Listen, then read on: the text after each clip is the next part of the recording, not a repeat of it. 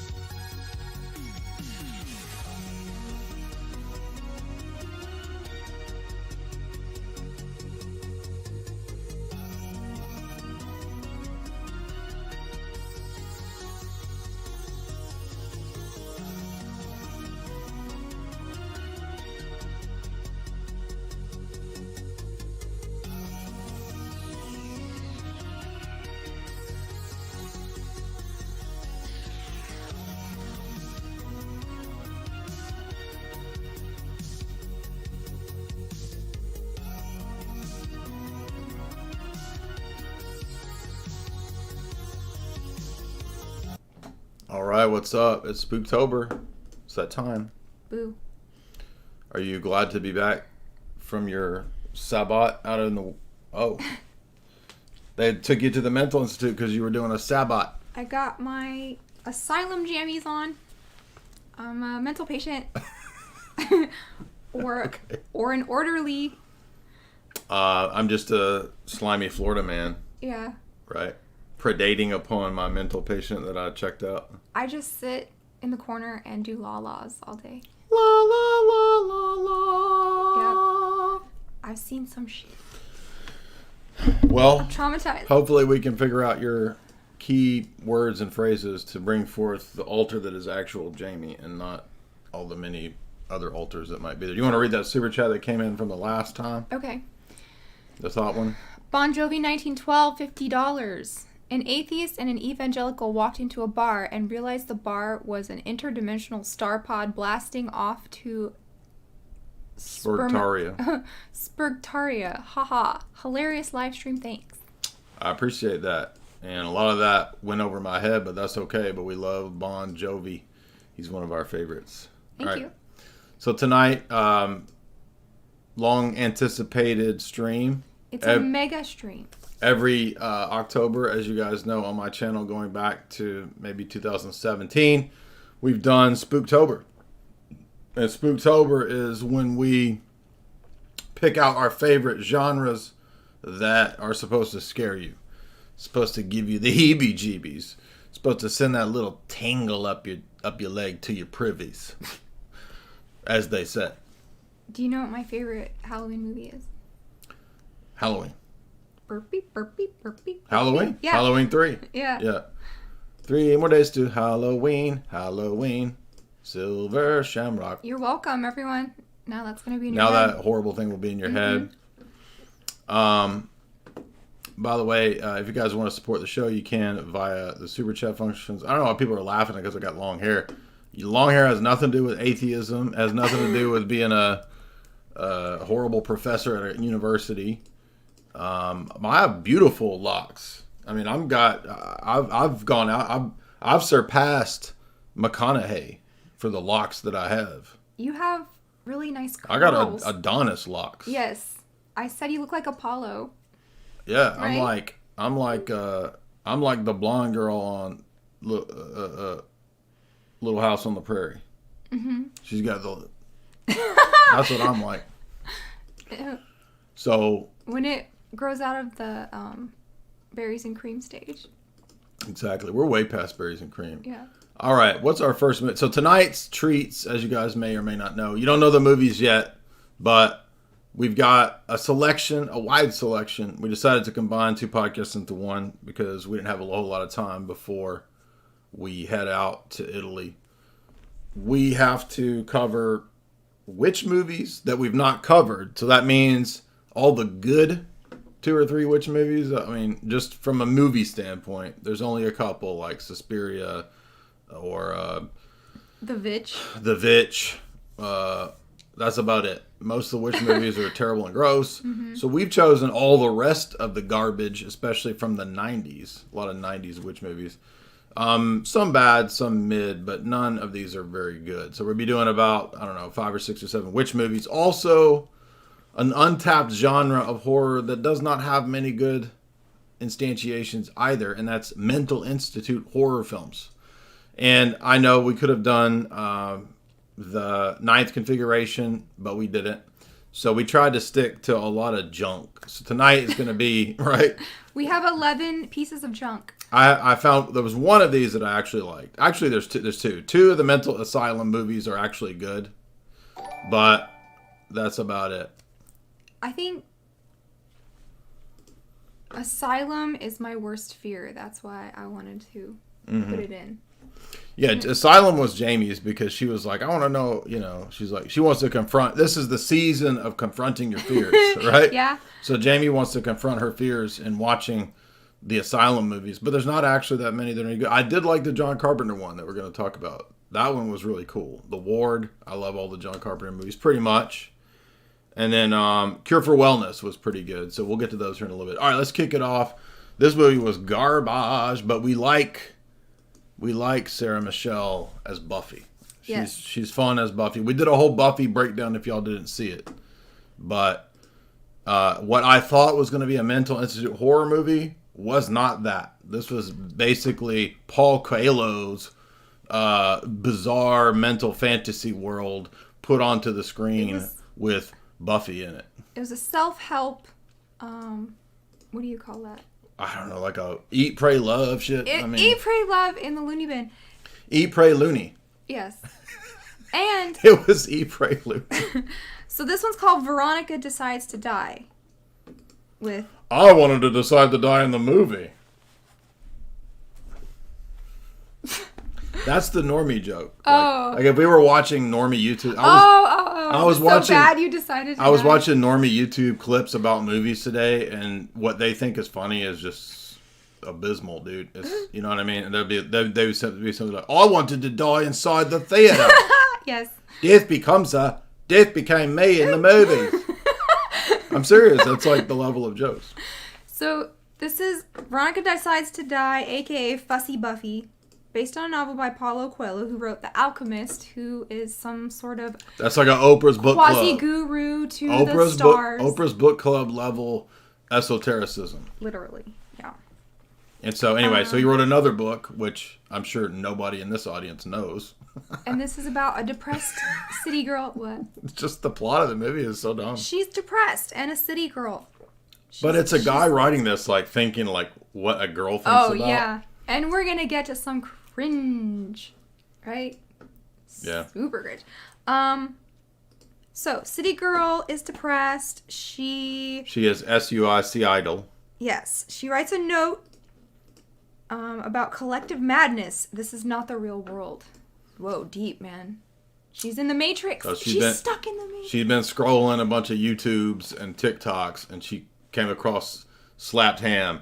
Are we living in a Matrix? Yeah. Look at these videos of birds frozen in the sky. We must be living in a Matrix. This plane doesn't move. This plane doesn't move. Kind of creepy. It's stuck in the sky. Creepy. So, she wants to escape the Matrix. She goes to the mental institution because of her attempt. Yeah, she has an attempt. She's going to unalive, and then she ends up at this revolutionary facility with a revolutionary doctor. Here you see this man, Dr. Boomer Man here, with his standard. I mean, every movie psychiatrist dude looks like this. And they always have creepy art. Okay, so that's how you know if the doctor is good or bad. Like, if he has masks on the wall, he is multiplying you. Yeah, the masks always mean that you're going to be turned into a multiple sex slave operative. Yeah. If he has African stuff, watch out. He's doing weird voodoo. Well, look here. He's looking authoritatively and menacingly over his reading glasses like me. Yeah. Boomer style. So look at all the authority. I'm projecting authority right now. You're listening to me because I did this. Yeah. Jay is daddy. Alex says it's daddy. Dr. Daddy. Alex says it's daddy. So he's got some kind of MC Escher painting, though, in his office. So it makes you wonder what he's up to, right? Well, this movie doesn't really have multiple alters. It does have a trauma-based situation. Buffy is basically traumatized by the modern world in much the same way as the Edward Norton character in Fight Club, right? At the beginning of Fight Club, Edward Norton has that famous rant where he talks about how ridiculous magazines and bourgeois corporate life, city life is, metropolitan life, and so he wants to throw all that away. Buffy basically has an Edward Norton style revelation at the beginning, but she has a break with reality. It puts her in the mental institute, and he's got revolutionary methods where, I'm trying to remember what his methods are. It's like, it's not confronting your fears or it's something. Oh no, he arranges a bunch of situations to where, that's right, she rediscovers her zest for life. That's what it is. Because they tell her that her attempt failed, but it damaged her, and now she only has a couple of days to live anyways. So his method is just a lie. Yeah. They basically tell you that you're going to die in 8 days, so you might as well have some fun. And in the process of having Eat, Pray, Loony, Buffy rediscovers her zest. Mm-hmm. She's basically, it's like a, sped up version of, I don't know, what's Eat, Pray, Love. I've never even seen Eat, Pray, Love, but I know it's like, I'm going to run away to India and get mystical and shit and get laid. The trick of the place is leave my husband. A story about an evil wizard who poisons the water. Remember? And it's like a parable about communal madness. There's a parable, but what was supposed to be he's not literally poisoning the water. Is that just symbolic of the lies that he's telling? I think that's like supposed to be society. I don't know.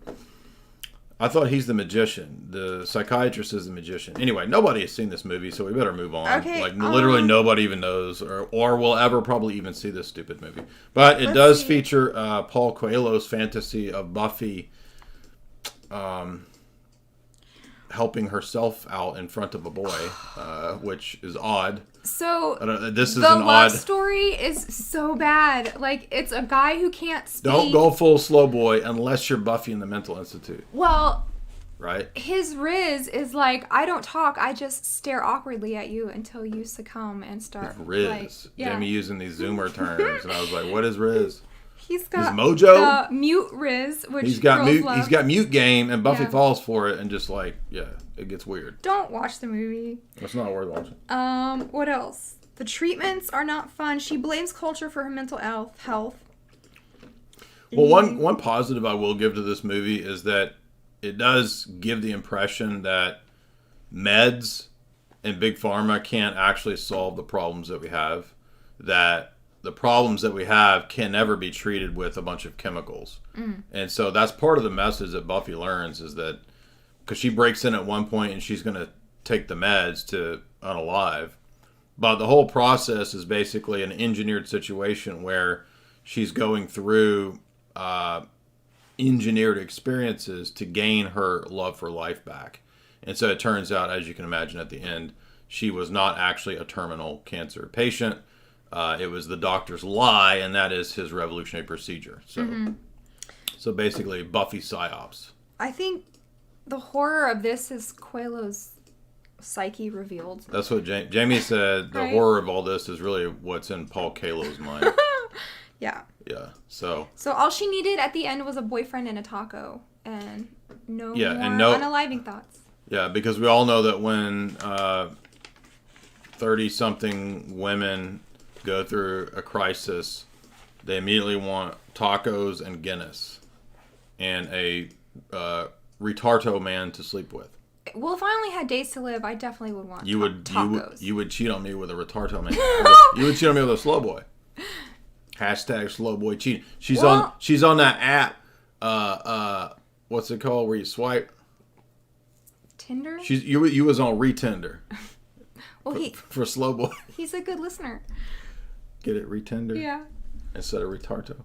Anyway, she was on Retender over there, but you gotta swipe really slow. Get it on Retender. Anyway, so what Jamie. Movie is this? It's called Veronica Decides to Die. Yeah. So here's the trailer for this stupid ass movie. This is only if you're looking for. It's basically like a Lifetime movie. They were talking about Sufis and stuff, so there's a lot of mysticism going on. Not a lot. A little. A little mysticism going on. Yeah, at this mystical at this institute, they also teach you Sufi breathing methods or something. I don't know. It was crazy, but basically Lamaze class, mystical Lamaze. We talked about Lamaze on my stream the other night. So play for the Lakers. If you find yourself not wanting to be in this world anymore, just get yourself a Guinness and a taco and a slow boy boyfriend. Yeah, a slow boyfriend. And you're straight. I need me a slow girl friend when you cheat on me with slow boy. I'm gonna go for that kid from Geely. Remember that? Riley. He had all Riley of from National Treasure went full retort. Yeah, but not just that. It was all of the. Never go full retort unless you're Buffy in the mental institute. Unless you're in the mental institute. Look, let's be honest. If we're all stuck in the mental institute, we're all gonna go full retort because there's no other options. That's all there is. Yeah. All right. We'll never what's this one? Don't Say a Word 2001. What is this? I thought we were doing back and forth. Oh, okay. So let's find a witch. What's our first witch movie? The Craft. I got The Craft pulled up. Witchcraft. So if you were thinking, can we get Clueless with witchcraft? Yes, it's called The Craft. Yeah. One thing about being a witch is it requires hella candles. Like, so many more candles than you would ever think. If we ever reinstituted the Salem witch trials, which the girls on Witch Talk said that they're scared. You should have heard this. This is the dumbest TikTok I've ever heard. We actually had a witch saying that she's worried that because Kat Von D left witchcraft for evangelical Christianity, that Kat Von D is going to spark a new Salem witch trial in America. Wow. So, and by the way, if we get Bed Bath and Beyond is going to be out of business when we get the new Salem trials. Yes, there are not enough candles in Home Goods to supply all the witches. Dude, that are coming. What if it was all a plan by Gwyneth Paltrow to sell her vagina scented candles and to put everyone else out of business? She's behind it all. She's the master. Yeah. That's the Paltrow question. Have you heard of the GQ? The Gwyneth question? She's behind it all. Yeah. It's big candle promoting witchcraft. Yeah. Right? Well, by the way, isn't making the JJ scented candle itself kind of witchcraft? Yeah. Yeah, exactly. Definitely. All right, so... Okay, Craft, 1996. So this is peak teenage years for us, right? I mean, it's right. Yeah, this is my junior year. It's right here when we got Skeet, old Skeet Ulrich over here being the same kind of brooding high school. Actually, he's kind of the D-bag, right? Yeah. Yeah, he's the D-bag. Kind of like he's kind of similar to a Scream character. That you can see the parallels between Craft and Scream here. So, new girl in school at a Catholic school in LA. They're all into astrology. We've got Faruka Balk, who's from Return to Oz. Faruza Balk. Right, who actually is into witchcraft. Yeah. So she was in Return to Oz as a kid at Disney. Who's Faruka? Oh, that's from Willy Wonka. Faruza Balk. Oh, Faruka? No, Baruka. Baruka. Jamie over here just making up names. Her name Baruka. Karunka Balk. So she was already in a Mind Control movie. That's how she got. That is, we BLA. If y'all didn't know, me and Basil Analyzer did analysis of Return to Oz. That is correct. So anyway, so we got Skeet, we got Faruza Balk right here. She's the Dark Witch. Well, they're the alt girls. It's like Mean Girls and Clueless and Witchcraft. Yes. And Heathers. And they're the smart ones, obviously, because they're into esoterica, right? Mm-hmm, mm-hmm. And then there's a lot of background imagery when they're doing the scenes outside, like the Virgin of Guadalupe and the All-Seeing Eye. Oh, that's right. They have a bunch of symbolism of appropriating even other religions, right? Like Mary is seen actually throughout the movie because they're at a Catholic school, but it's also symbolizing the goddess for them, right? So they basically initiate the new chick that was on what was that girl, Gilmore Girls or whatever. She's the Gilmore Girls chick, right? What's the god? They called it Manon. Manon. Yeah. Right, not Mammon, but Manon, and which is nature. Right. So I was reading about this, and basically the three girls are sort of like the triple goddess, right? They instantiate the triple goddess, which what that is. What is that in witchcraft? Do you remember? That's the moon, the waxing, waning full moon. That's right. So it's all the phases of the moon, and they initiate the chick in the middle, right, from Gilmore Girls into their little coven that they've got. Mm-hmm. And then things get darker and darker and darker. And by the way, I didn't remember anything about this movie. I probably saw it in the 90s, didn't remember anything about it. And this was actually right before Charmed, and a lot of people thought that Charmed just completely ripped it off. Oh, yeah. The guy that made this was really mad and thought he was cheated out of Charmed. I remember Charmed sucks and Buffy was good. That's all I remember from the 90s and the 2000s. Yeah, Alyssa Milano and Rose McGowan, and who's the other one? Shannon Doherty. Oh, I forgot about Shannon Doherty. Yeah. Okay, so Voodoo, Mary, All Seeing Eye. They have the Witch Store, where there's always the esoteric bookstore. There's this beautiful witch woman that is not ever what like a witch looks like. You know what I mean? They don't ever look like. She looks like Gaia tossing when she was young or something. Real witches look like, like TikTok creatures, right? Yeah. Like purple hair freaks, right? They don't look like you think in Hollywood. Right. And we're gonna see that's a consistent thing tonight when Nicole Kidman is a witch. She might actually be a witch in real life, right? Eating the bugs and all that. But what I'm saying is that Hollywood's presentation of witchcraft is to make it beautiful and attractive and the goddess. And we were watching a trailer for a documentary that we're going to watch about how Hollywood has always presented the witch. And the movie was basically the documentary was interviewing all of these female producers and directors and writers. And every one of them was basically saying that the purpose of Hollywood's presentation of the witch is to promote feminism. And make it look glamorous, right? What's the name of the witch store in Buffy?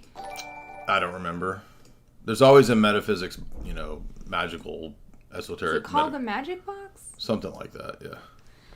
Okay, so that's appropriate for female views of the JJs, the Magic Box. Oh, yeah. You just now got that. There's a hobo demon in it. A lot of movies love hobo demons. Who was the hobo demon? I don't remember. Well, it's when they went to the witch store and they're like walking around downtown, and it's like, where do they even live in Skid Row? Like, what is that's going right. There's a possessed homeless guy who Yeah. prophesies about her. Yeah. Doesn't he? What does he say? I don't remember. Just crazy hobo things. Yeah, a lot of movies. John Carpenter loves the hobo demon. Right? David Lynch loves the hobo demon. So then they take her to the forest and they are explaining to her about nature, and they're saying nature steals from everything in nature steals from everything else because there is no because nature is a predator-prey cycle, right? And they're talking about Manon, and they're basically talking about Pan because they say Manon is God, the devil, and everything. Yes. And you take him into you, he fills you, they say. So pantheism. Yeah. Right? Yeah. And Pan is the god of Crowley. Didn't Crowley say Pan's worship would return or something like that? Like in the Aeon of the Child? Oh, yeah. That's what the whole book, The Hidden God, is about. Right. Like, the hidden God is Pan. And you just covered this in your Rockfin stream. Yeah. Right? Yeah.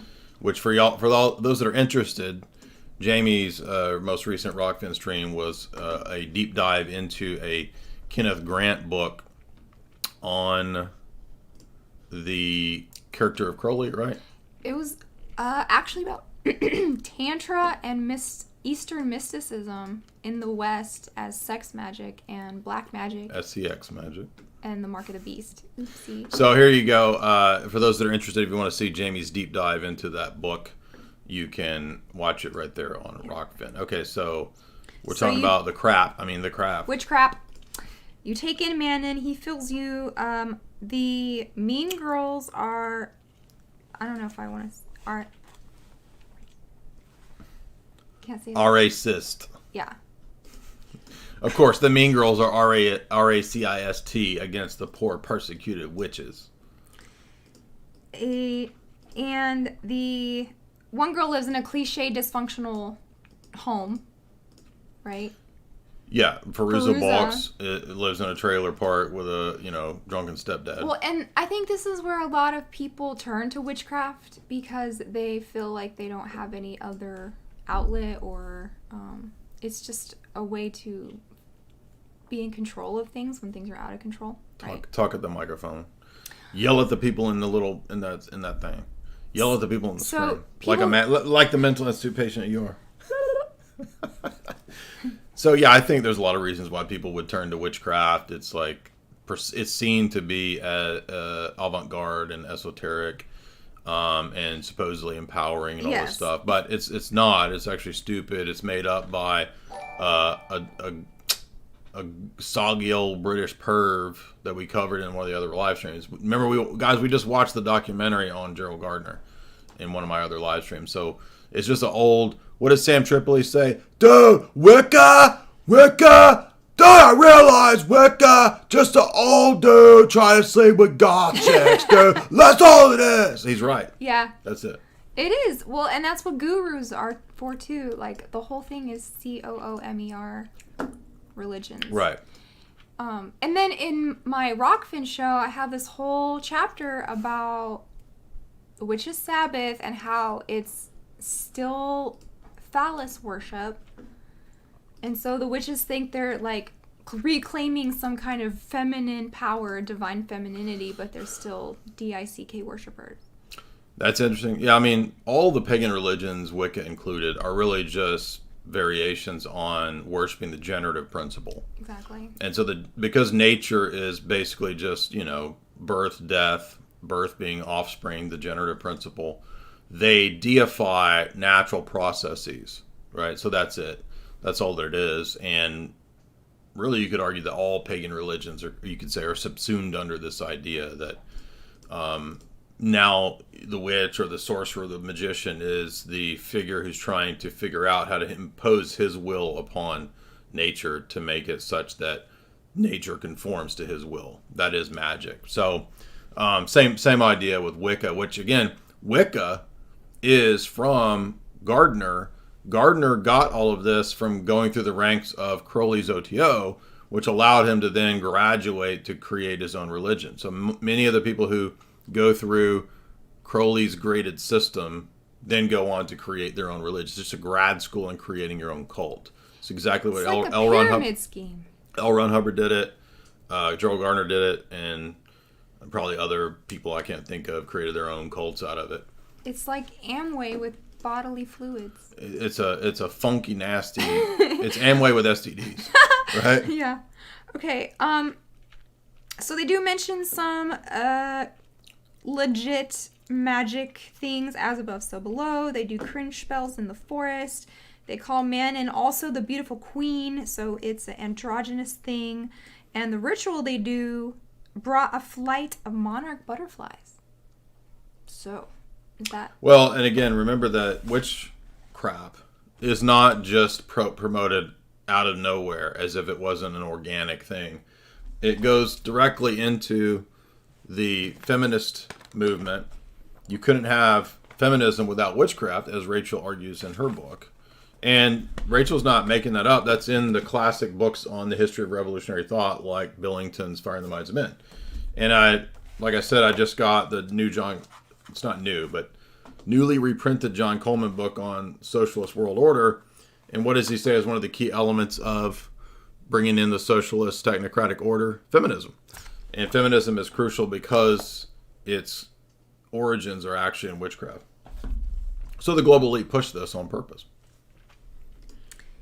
Did you know that a group of butterflies is called a kaleidoscope? After you told me, I didn't know. Isn't that neat? We learned that from the crap. That's the only nice thing you could take away from this movie. Is that you can call a group of butterflies a flight, a flutter, a kaleidoscope, or a rabble. All right. Are there any other big major points? Because okay, so they make Homegirl levitate. They are watching Bewitched on TV. Neve Campbell is doing witchcraft for her scars. Yeah, she has bodily deformity. Actually, that was a joke you were making, wasn't it? You were like, how come these witches don't use their powers to she's got hotter? Like bodily scars. Why does she just do a spell about healing her body? And I made the same point when we were talking about the witches.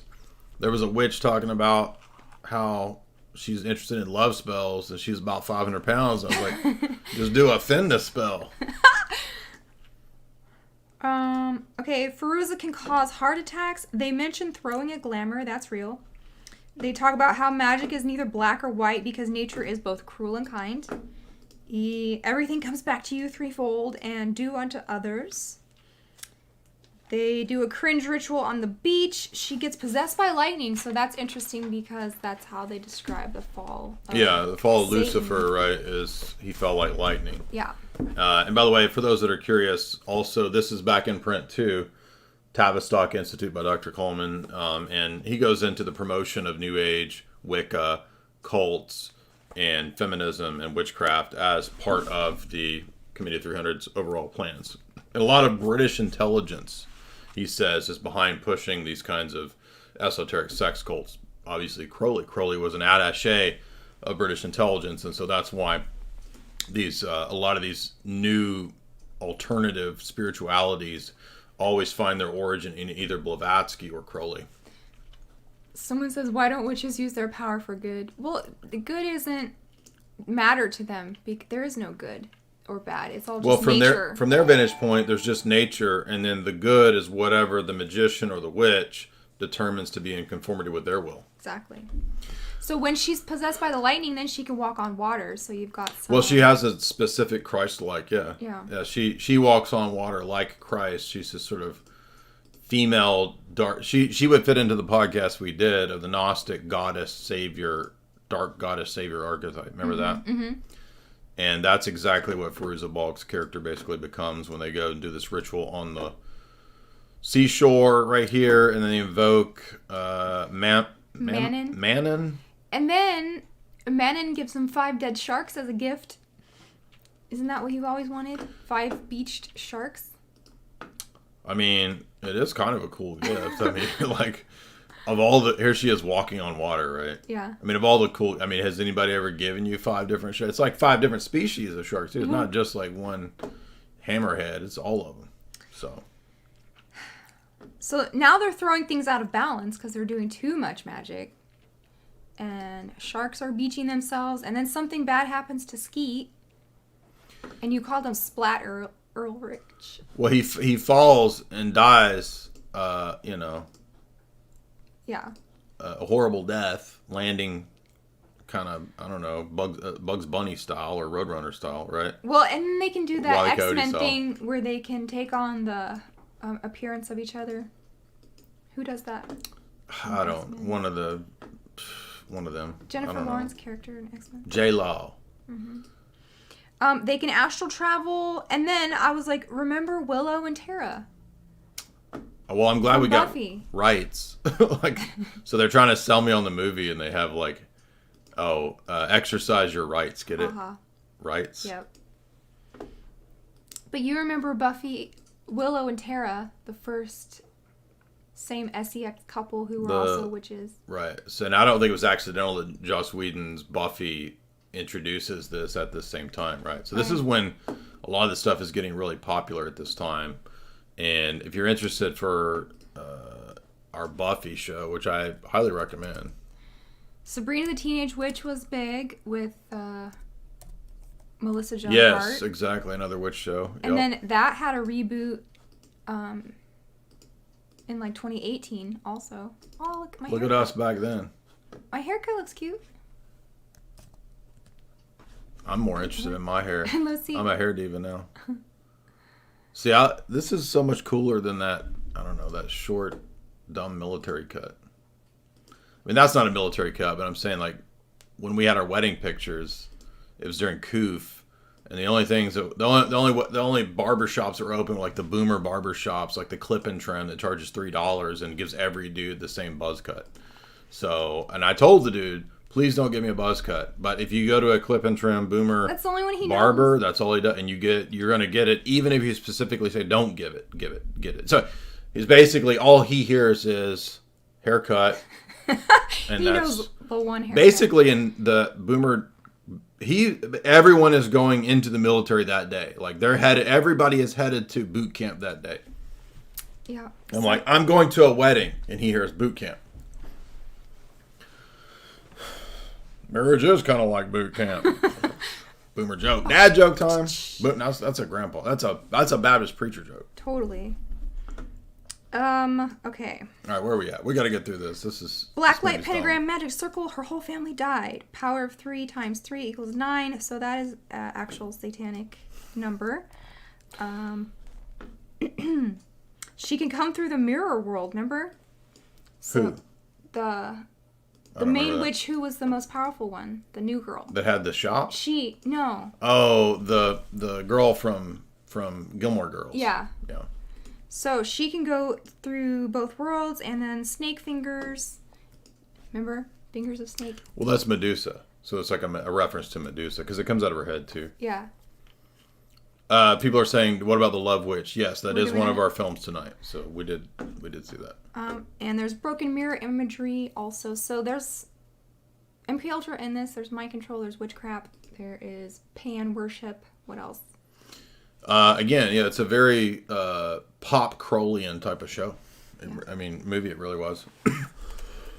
All right, what's next? We're back to Asylum. Asylum. The Ward, 2011. Are we skipping that other? No, that other well, one that's was a witch one. So we. No. The one with Scene Bean. We don't have to do that. Which one? The one that you skipped. Don't say a word. Yeah. Okay. Asylum. Let's just skip that. It had laws. Yeah, but it's a terrible movie and nothing really happens in it except. Well, the one thing that is relevant for Don't Say a Word is Brittany Murphy is a mental patient, right? Mm-hmm. Who has in her alternate personalities in her mind a secret locked away as to who the bad guy was. Or where something, the treasure. That's right, where some kind of treasure was. And so Michael Douglas is, basically at the behest of Scene Bean. Facundo! Right? And the only thing I found relevant or interesting in this movie was that Brittany Murphy has a very suspicious death in real life. And so was Brittany Murphy perhaps Hollywood mkuItra is my interest in this movie. Otherwise, it's not a very good movie either. Yeah. Don't Say a Word, Michael Douglas, Brittany Murphy, and Scene Bean.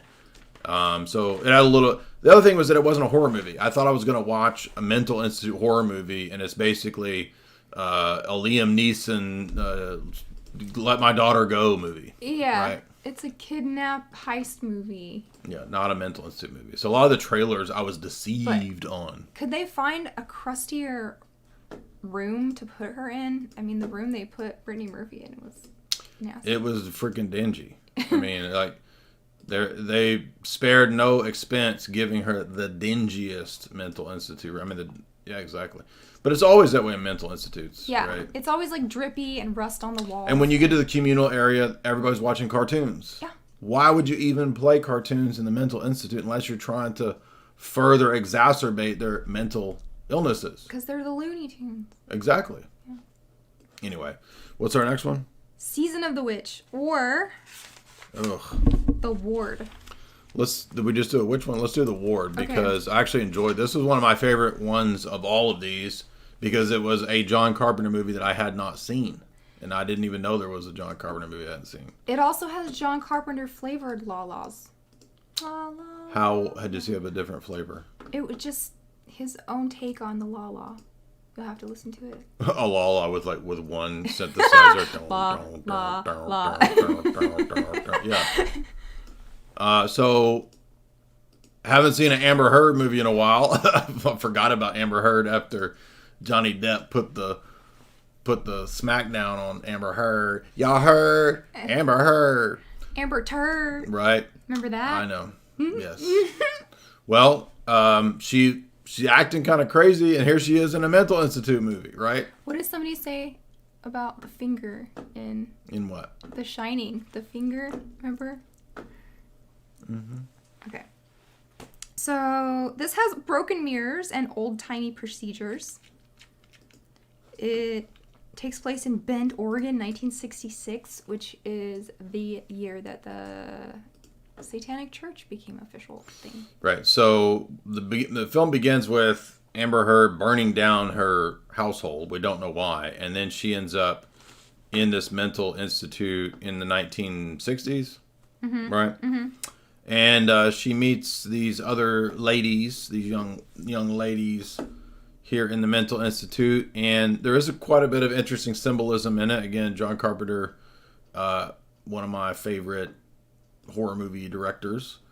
And I actually figured this one out right away. I had no idea where it went, what the plot was, but Jamie can attest to the fact that I figured it out within about 5 minutes.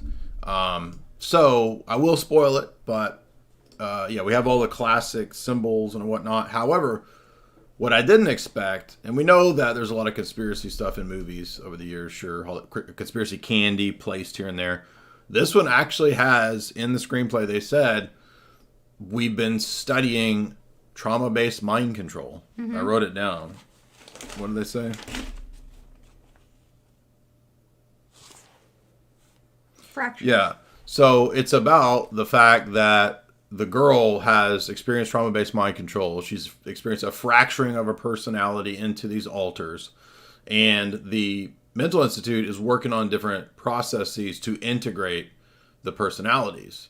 And if you've watched Identity, this movie is very similar to Identity with John Cusack, except that here, and spoiler alert, basically the Amber Heard character is not the core alter, right? So the core personality is actually a different person. And when the core personality returns, Amber Heard doesn't want to go away as the alter. So just like in Identity, the movie is told from the vantage point of the different alters in the serial killer's head. Here, Amber Heard is one of the alters, and she doesn't want to be integrated, which means that she's going to die. And so you have a great John Carpenter type of twist at the end where we think that the normal girl has been healed and restored by this process at the Institute. And what do you know? Amber Heard is still in her psyche taking control. Well, you think that this is just your classic solve my murder ghost movie. But, mm-hmm. Right? But then you find out that it's a psyche movie. Yes. It's an MKUltra trauma-based mind control type of movie, much like one that we just watched that we didn't expect would be an MKUltra multiple alter movie that we could have included in this, except that it wasn't really about a mental institute, and that's Raising Cain with John Lithgow. Do you remember how much that was about MKUltra alters? And, yeah.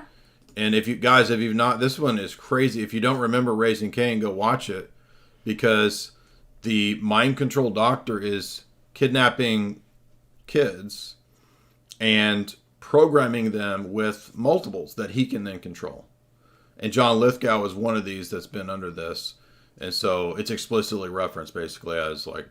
Isn't he like the son of the guy? Yeah, he's the son of the doctor. Yeah. So is it a prerequisite to be a creep if you want to be an orderly in that was my thing. Orderlies are always creeping on the chicks, like, man. They're just graping people and... But the one orderly here doesn't. He actually rejects the advances. Or is that one of the other mental institute movies? I think it's this one. Or is that...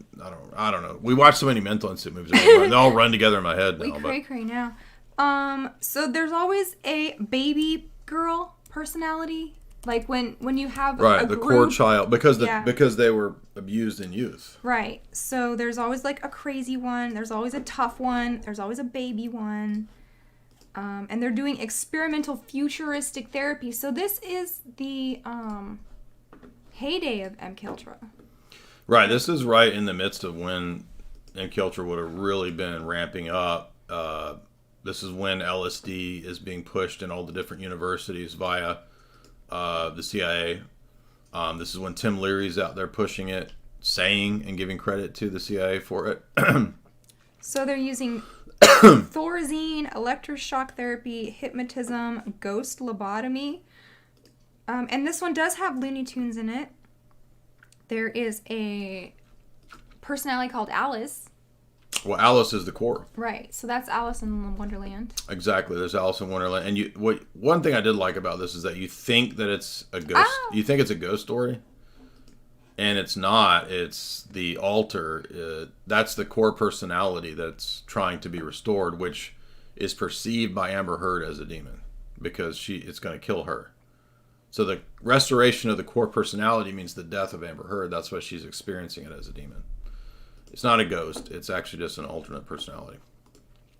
So, anyway, I said, though, when we were about a few minutes into it, I was like, I bet they're all just alters in her core personality. Got it right there. But, once again, crazy person in real life playing a crazy person in a movie. And by the way, here's Raising Cain for those that have not seen it. If you're looking for a good MKUltra horror movie from the 90s, this Brian De Palma classic.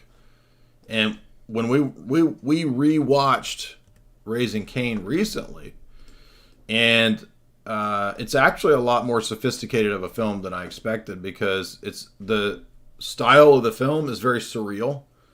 And so a lot of it's kind of like dream sequences and things blend, like dreams blending into the waking state.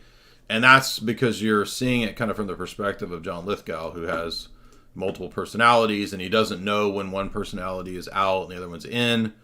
And so yeah, I like his like rock and roll. He has man a personality. like cool guy personality. The leather jacket. Yeah, I'm exactly. tough, man.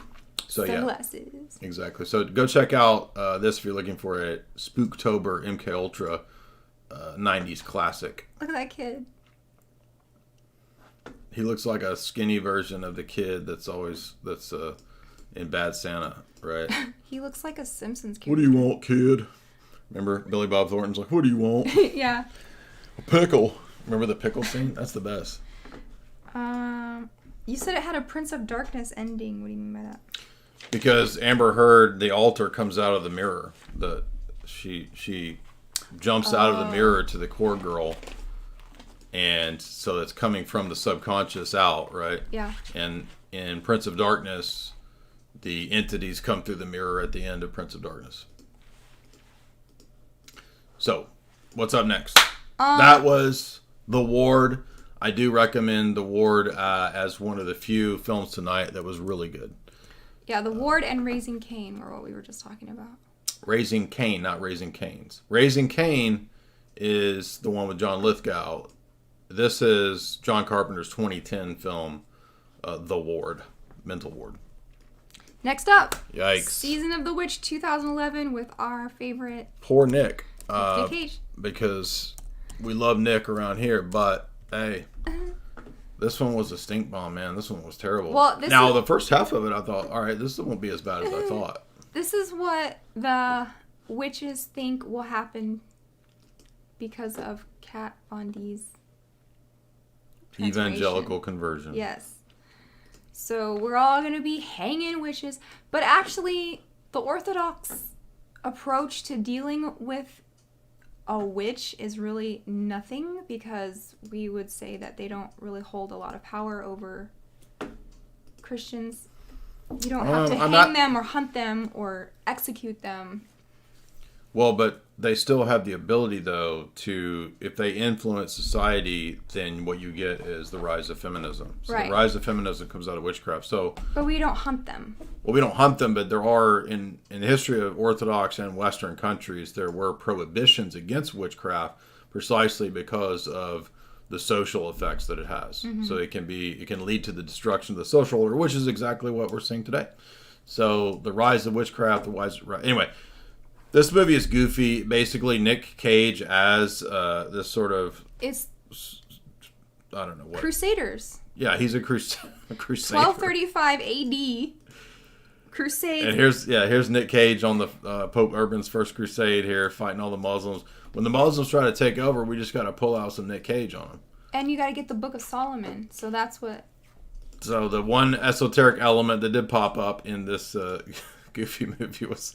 By the way, is this the king or the pope, or is this pope? Ew. Is this Pope King with What's wrong with his face? He's basically got the AIDS on his face, and he's dying. It's Christopher Lee, by the way. I think Coof it's Christopher Lee, right? Yeah. He's got the coof. He's got the coof AIDS. Yeah. And then Nick Cage has got to get a hold of the Keys of Solomon, which didn't exist in the Middle Ages, by the way. Were you there at the Siege of Tripoli? You don't know.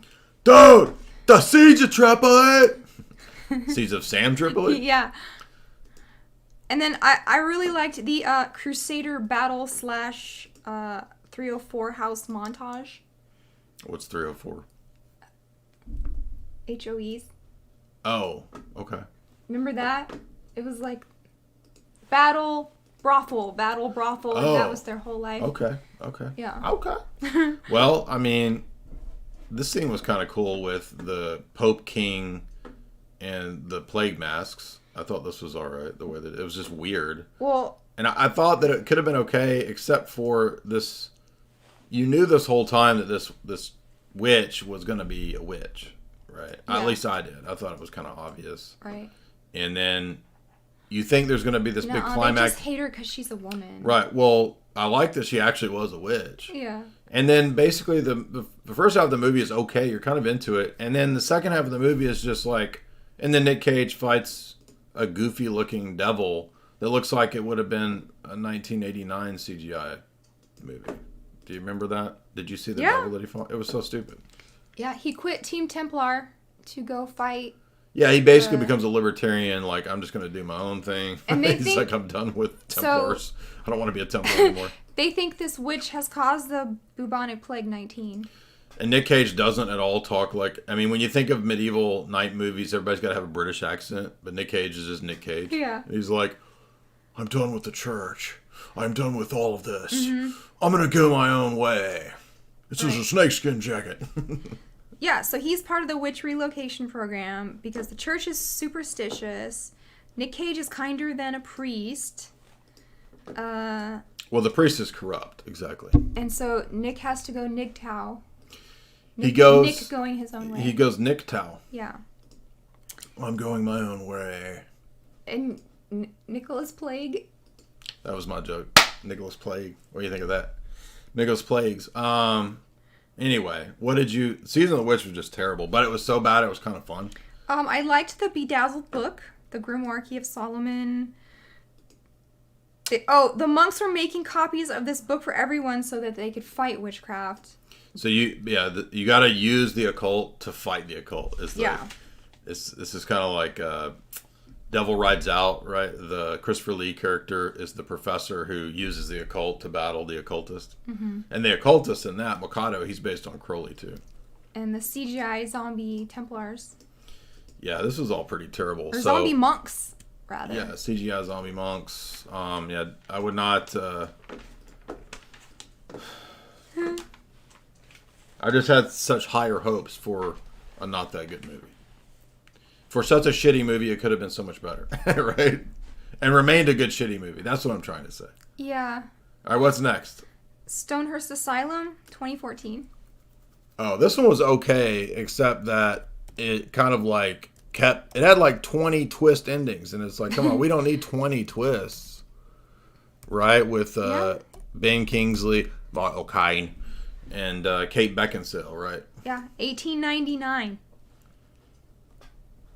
Okay. So, in 1899, they thought that your uterus made you crazy. I'm pretty sure that's true. I think in 1999, that's if still you the have case. excess estrogen, yeah, you can be a little crazy. You have to get rid of that stuff. Exestrogen. They call it exestrogen in the literature. Right. So, and that's why it's called hysteria and hysterectomy. Histrionics. Yes, and histrionics because they associate it with women. So he drugs her and grabs her by the ovaries, dude. You remember that? Somebody said, does Jay like B movies and low budget movies? Absolutely. Guys, we've been reviewing and riffing on B movies for years. And by the way, we have a new one coming up where we will be riffing with Jim Bob. We're going to be doing a movie together. But for those that are interested, we have riffed on some B movies fairly recently. We did the Rotor stream, which is a great ripoff of the Terminator. When we hit 100,000, Where's Rotor? Here it is. Yeah. So yeah, I love B movies. Absolutely. Go ahead. He grabs her by the ovaries, and she just like. Yeah, I didn't understand this part. Weird. Like he can mind control her to where if he does like this, it grabs her ovaries. This is ridiculous.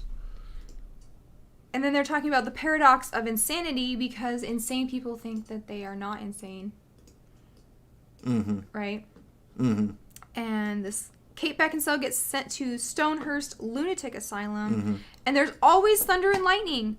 Every time they introduce the place. Well, this is what they teach you at film school. You know, set the mood, set the tone with... And it always looks exactly like this, and like the place where, you would end up if you were Aleister Crowley's baby mama. So this is not that bad of a movie, but again, what annoys me about it is we keep flipping back and forth multiple times in the movie between whether we think Ben Kingsley is the good guy or whether we think Michael Caine's the good guy. and it keeps going back and forth like 4 times. Yeah. And then we think it's over and we resolve that, and there's another secret twist with the other protagonist character who's the young guy, the young doctor, and it's just like, we don't need, Shyamalan. We don't need meta Shyamalan. We only need 1 twist, maybe 2, right? Well, this was we don't need 5 twists. Based on a book by Edgar Allan Poe. Right, but still, I guarantee you, I haven't read the Poe story, but I guarantee you Edgar Allan Poe doesn't have 5 Shyamalan twists in it. Like Edgar Allan Poe's are like, oh, I'm going to do like Shyamalan, but I'm going to Shyamalan ding dong, right? Like 6 twists. Come on. I like when they're trying to reanimate the dead frogs with electricity. Well, he's engaged in some very Dr. Frankenstein, right, style experiments, right? Yeah. And so he's trying to reanimate a frog, and the frog is all cruciform, which is weird because that's the thing Crowley did, where he would put frogs in cruciform in his rituals. Yeah. So that's, I think, at first you're starting to think, oh, Ben Kingsley's a bad guy when you see that. And then Michael Caine is imprisoned in the, dungeon of the mental institute, and he tries to convince the young guy to let him out. Says, oh, we're the true doctors. We're the real doctor. And then he gets out. No, he's actually the bad guy, right? And then, no, but he's not the bad guy. It's back and forth, back and forth. It's exhausting, right? And this movie goes on for about 2 hours and 36 minutes. And it's like, bro, the last hour was twists, man. What else did we miss? Anything else? Oh, isn't Michael Caine's thing was treat your phobia by, like, overloading you with phobia. Yeah. Right? Yeah. And Ben Kingsley was actually a patient who took over the asylum, and he let the crazies go free range because he thought that if you just let them have freedom. Yeah. Then they'll feel better. Yeah, so Ben Kingsley's basically inviting them over to have fancy dinners, right? And back then, the crazies were, women and Transformers? The crazies are still women today. And... It is interesting. Like, the crazies are what would not be PC crazies today. And interesting. You called it Lady Mantham. Remember? Well, there is a character who shows up at dinner who is a woman, and acting like a lord, acting like Lady Grantham. And so, yes, my quip was Lady Mantham. So you find out the staff was cruel. They were doing trauma experiments to cure phobias. Ben Kingsley invented the electroshock therapy. He's becoming unraveled. This some of that Tavistock shit right here. Yeah. They own some of that Tavistock shit right here. You know what I'm saying? And then you come to find out that the young doctor was actually a crazy who came to save Kate Beckinsale because he saw her for 10 minutes. They had a meet cute in the in the Oxford class. Yeah. So Kate Beckinsale and the main doctor guy were the test tube people for the Oxford class, right? Mm-hmm. Where they're explaining the new methods. And the young doctor looks over and sees Kate Beckinsale, and he's like, that's the hottest mental institute chick I've ever seen. They had a meet. So they had a meet crazy. Yes. Exactly. Instead of a meet cute, you have a meet crazy. Right.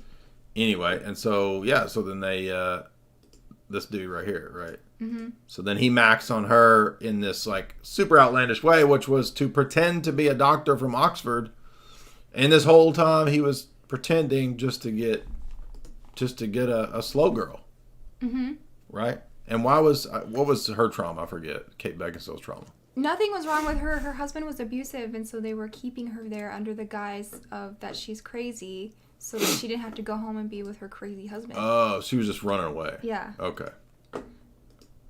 Well, whose methods do you like better? You like Ben Kingsley's let the crazies free method, or you like Michael Caine's scare the crap out of them method? Michael Caine. There's one thing, Master Wayne, you gotta scare the crap out of them. Put them in the pasture and let them do their thing. Have a pasture where you let the crazies roam? Well, they're always like they're free raking. Range. Yeah. Free range crazies. Exactly. Like the eggs. They're always like weeding and raking and taking care of the ground. Just don't let them watch freaking cartoons in the communal area. Because if you let a crazy mental institute group watch cartoons, they'll start throwing the freaking checkerboard everywhere, causing a mess. So basically, this whole asylum is like any given day in Walmart. I think I've been through kind of Walmart. All right, what's the next one? Practical Magic, your favorite. You loved it. Oh my gosh.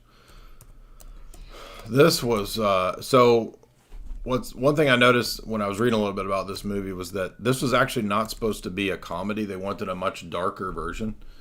And supposedly the director's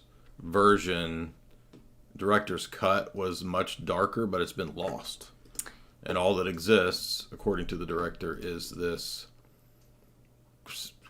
comedy, I guess. This is terrible. It's a chick flick. But, I mean, we did a show on romantic comedies, which I thought was kind of funny. Mm-hmm. And not every one of those was terrible as a movie. But this is really dumb. I'm sorry, it's just a stupid movie. Well, if you would stop blaming witches for everything. Is that what you think is going on here? Witches being blamed for everything? Yeah. Right, so the movie starts with the Puritans. More... Shocker. Abuse of witches. Again, like that TikTok girl said, that the witchcraft trials continued even to this day. So she says that in America, witches are still put on trial, persecuted. Well, not in the minds of Diane Wiest, Sandra Bullock, and Nicole Kidman. And they persecute them just because they're sexy and alluring. Correct. At the beginning, by the way, the funny thing is that the Puritan witch, they make the joke that she slept with all the Puritan boys. Yeah. And then they're having her put to death because she was, hoeing around in the Puritan village. And then they're like celebrating that, but it's like, but wait a minute, doesn't that objectify women? So witches and feminists got a dilemma on their hands, right? A logical horns of a dilemma, because are women being objectified if they are flusies, or are they exercising their feminine mystique, being goddess bitches, and therefore Madonna whore? You see what I'm saying? There's a contradiction. You can't have both. Is it empowering or not? Is what empowering? That. Free love. I mean, look at these wine moms dancing around, hooting and hollering. Right? Well, remember their wine mom scene? Yeah, and they're generational witches. Right. Right. Look how much fun them witches having. Woo, girlfriend, box wine, Franzia, Virginia Slims. Look at that. And they're talking about power through atavism and epigenetic memory. Because their ancestor was Maria the witch. Right. So it does include real ideas of generational occult bloodlines, which people do believe in. Mm-hmm. Exactly. And she was the heartbreaker who was made for the streets. Who? Nicole Kidman? No, made for the streets? What are you talking about? The grandma witch from the first scene. Oh, the Puritan witch. Yeah. Yeah.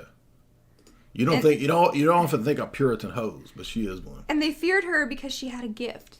And the gift was the 304. Yeah, she could seduce all of them stovetop hat men.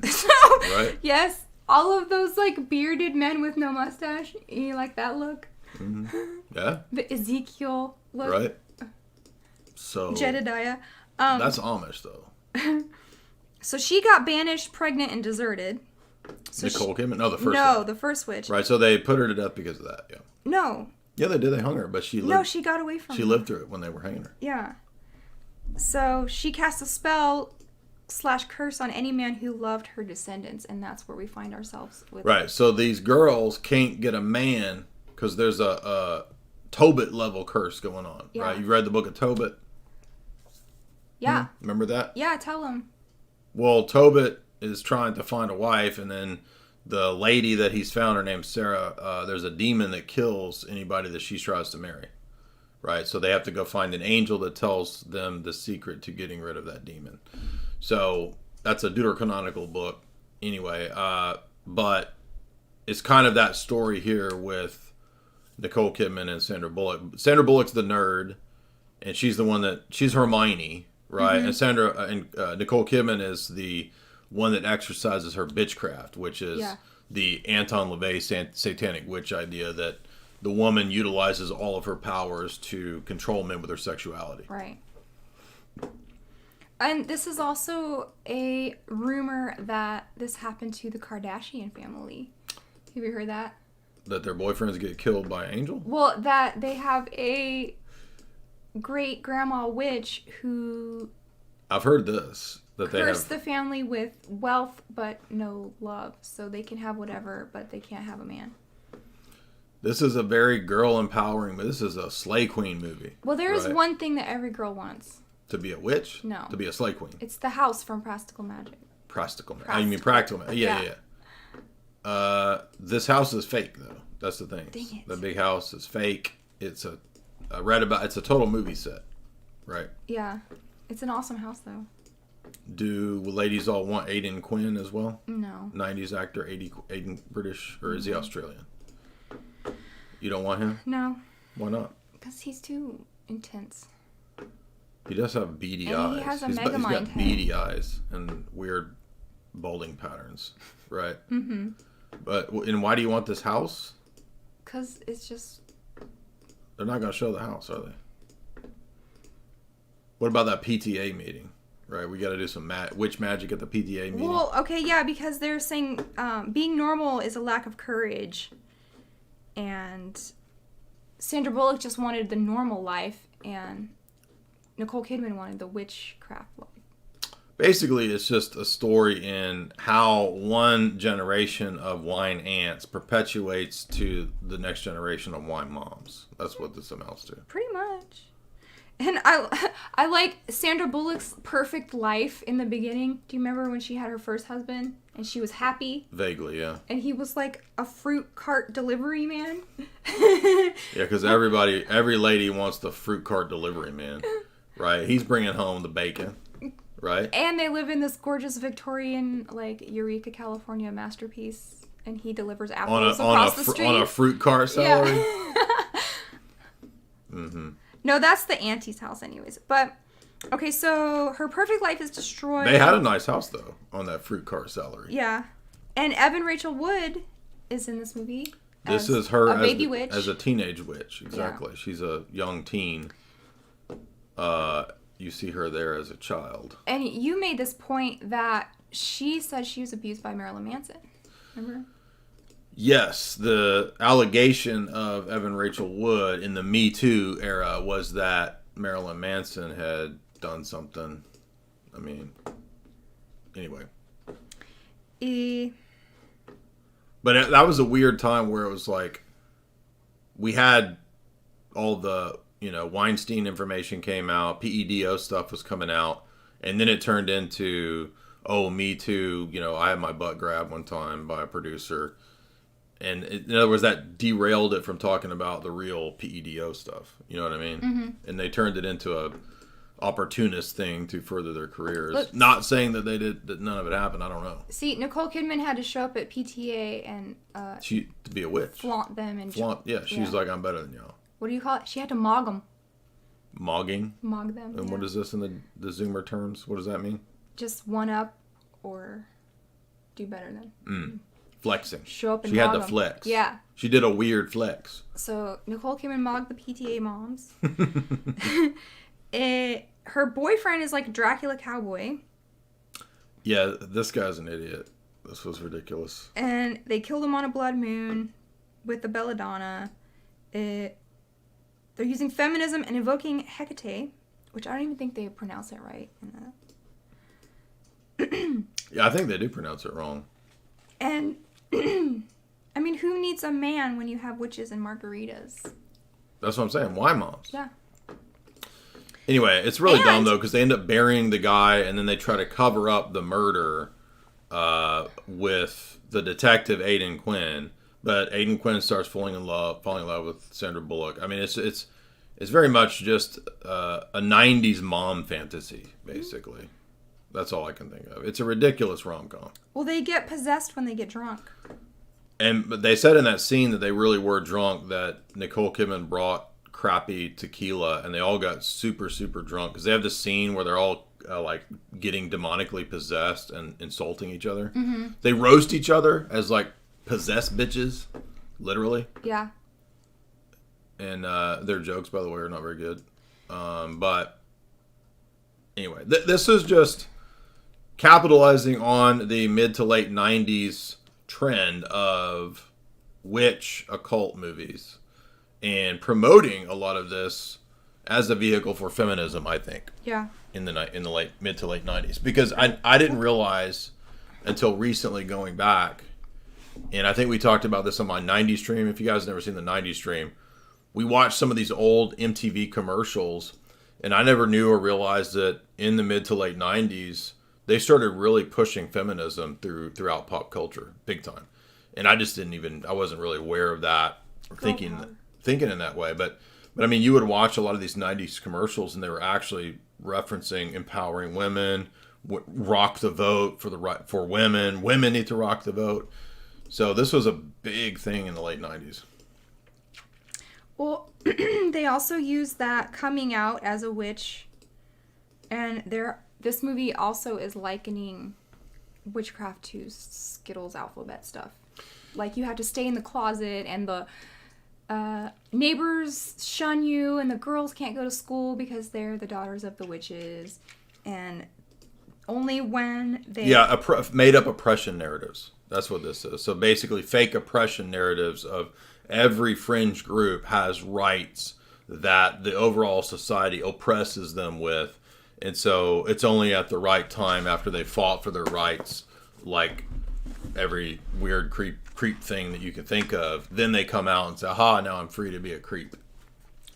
Only when she activates the PTA and recruits them to the seance to banish the ex-boyfriend is when they are able to come out.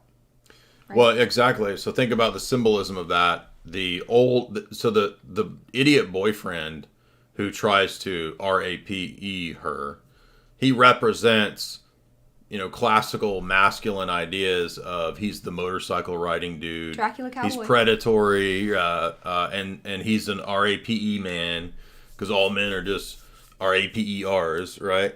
That's a feminist idea, that all sex is RAPE. They say that, right? There's actual feminist doctrine that the more radical third wave ones will say all sex is RAPE. So you get this weird idea that they're, not only do they dispense with the archetypal patriarchal predator man, they then exorcise his ghost, which is still there present wreaking havoc. And then we get out of this, the only way that they can exorcise the patriarchal predator man is when all the witches come together and overcome their divisions and dislike of each other. And they do that circle that banishes the evil male force. But they weren't even witches. They were just the moms of the PTA. But I'm saying they had to recruited into. Yeah, exactly. They were bringing them in to, right. It's like, ladies, it's time to get together to fight these men, right? So she's calling and recruiting them all. Yep. Right. Here come the Slay Queens, Witch Army, gonna excommunicate and exorcise the patriarchal predator men, right? Yeah. Bunch of nonsense. All right. Practical Magic. Dumb, terrible, awful, garbage movie. What's next? You want to do an Asylum movie? What's our next Asylum movie? Cure for Wellness. Whew. This one. More la-las. La, la, la. This was a flop, which is interesting because Gore Verbinski is pretty well known for not making flops, but for making successful Pirates of the Caribbean mega franchise, right? So he did good with Pirates of the Caribbean, right? Mm-hmm. The first three? Yeah. Well, the beginning of this is like the beginning of Fight Club again. He's like complaining about corporate life and soulless city living. And Yep. he's like a businessman, a madman, right? Mm-hmm. And he has to go to Switzerland to get his boss back to come and take the fall for some kind of shady business dealings. Right. So he's suspect of being involved in insider trading for a big corporate deal. And so they convince him to go and get the CEO, who's gone off to this weird mental institute retreat for some kind of special secret healing process. And so he travels over to Switzerland. Yep. Yeah. To this weird sanatorium. Creepy sanatorium. Yeah. And when he gets there, he finds out that Everything is not as it appears. Things are getting really weird. We keep seeing water everywhere. Water jugs, people drinking water, droppers. I mean, this is like over the top, right? So he's up here going up into the Alps, I guess, right? It's like the Hogwarts of... You got boomers doing Tai Chi. You got boomers doing Tai Chi, yeah. Right? I mean, you know you're at some kind of mental institute, new agey type of process when you got the boomers out there doing Tai Chi in the yard. But his mom was talking about dreaming and dissociation. Mm-hmm. Remember that with the ballerina? Mm-hmm. And that she doesn't know she's dreaming. And so this leads into Carl Jung, who is a Switzerland Correct. guy. I think that... I don't know that this movie or the story is based on a real place. Actually, within the film, one of the characters holds up a book by Thomas Mann called The Magic Mountain, which is kind of like the movie. It's about a character during World War I, I think, who goes up into the mountains to an institute. In the story, it's one of the most famous German novels called The Magic Mountain, right? And while he's up there, he meets all this cast of characters and weirdos at this mental institute. So you can see clearly that the Thomas Mann novel influences the film. But the other thing I want to point out was, I think I've got it pulled up. This clearly has a reference, I think, to some of these mental institute psychiatric wards in Switzerland that were involved in MKUltra. And so let me prove it to you. Let me show you this. This blew my mind. So one of these, which kind of looks a little bit like this, I mean, I think in the movie it's just a made-up thing, right? It's not an actual place. But there is this mental institute, famous place that was in Switzerland. It's called Bergulzi. It says it is named after the wooded hill of the district in southeastern Zurich, which is a psychiatric university hospital, and is a psychiatric hospital in Switzerland, is a famous research institute connected to the University of Zurich. Now get this. This is what blew me away, because I thought, well, I'm just stretching here, right? We're not going to immediately find a mental institute just like in this movie directly connected to Carl Jung and MKUltra and eugenics. Surely not. Oh, but yes, we do, because Bergolzi, it turns out, was famously... Its fourth director was a guy named Auguste Henri Forel. Fourth director Bergolzi, who spent 20 years at the helm. Forel conducted hypnosis experiments on patients and staff, as well as teaching his methods to his students. A staunch advocate of eugenics and sterilization procedures, which he conducted at this institute. Now, guess who came after him, or came while he was the head? Next director was Eugene Bleuler, where he would remain until 1927. The Bleuler era, considered the most illustrious period in the hospital, largely due to the advent of psychoanalysis, the usage of Freudian techniques, and the creative work of his assistant at the time, Carl Jung. Now guess who else was there at the exact same time as Carl Jung? None other than Ewan Cameron. Yes, in the 1920s, during the Bleuler era, not only was Carl Jung there, Jung Boomer, but Dr. Ewan Cameron of infamous MKUltra fame, the Mont Royal Institute in Canada, the most famous MKUltra doctor involved in reprogramming and re-imprinting, at the exact same time at the Institute. And as I'm watching this, I'm like, this is some MKUltra Carl Jung, Ewan Cameron stuff. And what do you know? They were at the exact same institute. Isn't that crazy? Well, the Baron in this movie was obsessed with bloodline purity, and only his sister could have his baby. They even talk about, that's eugenics. Yeah. And they even say that the Baron is in he has some kind of weird esoteric view. He has a kind of cult, because they have a ritual occult marriage at the end, remember? Mm-hmm. And this creep is marrying his daughter. Well, that's the backstory of this place that the young guy is going to visit. And they burned the bride in the catacombs, and this place has been like haunted in the villagers' mind ever since. It's got some weird things going on with eels. Right? There's a caduceus on the gate that's made up of eels instead of snakes. An eel caduceus. Do you eel me? Y'all eel me? Y'all eel me on that? And I said he's the one they call Dr. Eelgood. Remember good. that? That was How good. about a cure for eelness? That's what I said, right? Yeah. Isn't it because... Isn't there like weird... Am I thinking of worms? Like you cut them in half and it grows into two? Yeah. Can you do that with eels or not? No. Okay. Eels are just really mysterious. Do they live a long how time? They spawn. That's right, but do they live a long time? Yeah. Huh? Yeah. How long? I mean... I don't know. Okay, but so basically like, eels have the secret to longevity. Right. And racial purity. Einstein's son was a patient. Was that part of the movie? Or was that real? At Bergolzi. Well, I don't know for sure that Bergolzi is the basis for this. Uh-huh. I'm speculating, and I'm saying there's a lot of parallels. Okay. Because it turns out there was a specific mental institute that did all of these racial bloodline purity, eugenics, mind control techniques that were part of mkuItra. True, because you said Einstein's son was a patient. Dr. Ewan Cameron studied there in the 1920s. Young was there at the same time. Young was a spy for the OSS. He was Agent 488. This is my next part. So people were wondering, because people think, oh, Carl Gajung was a tiny mustache man follower.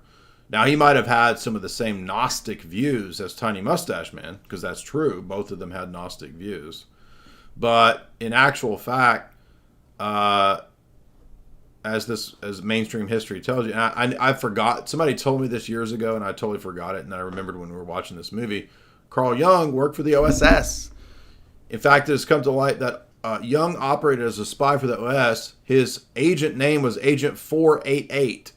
His handler was Alan Dulles, who later remarked, "Nobody will ever know how much Professor Jung contributed to the Allied cause during the war." So Carl Jung was a spy for the OSS. He was not necessarily a tiny mustache man follower, but it turns out that Dulles and his handlers and masters were actually on both sides of World War II. And then someone named Bleuler.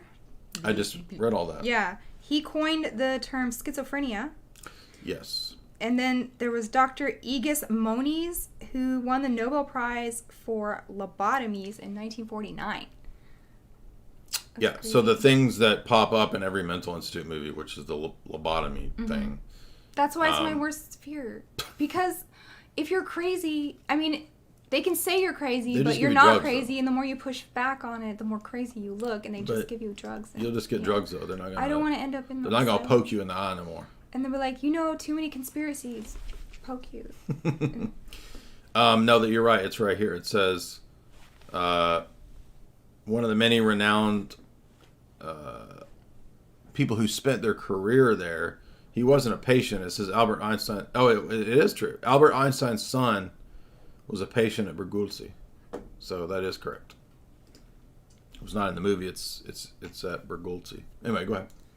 So this thing was built on an ancient aquifer, and they're using hydrotherapy as a cover for their eel cult, right?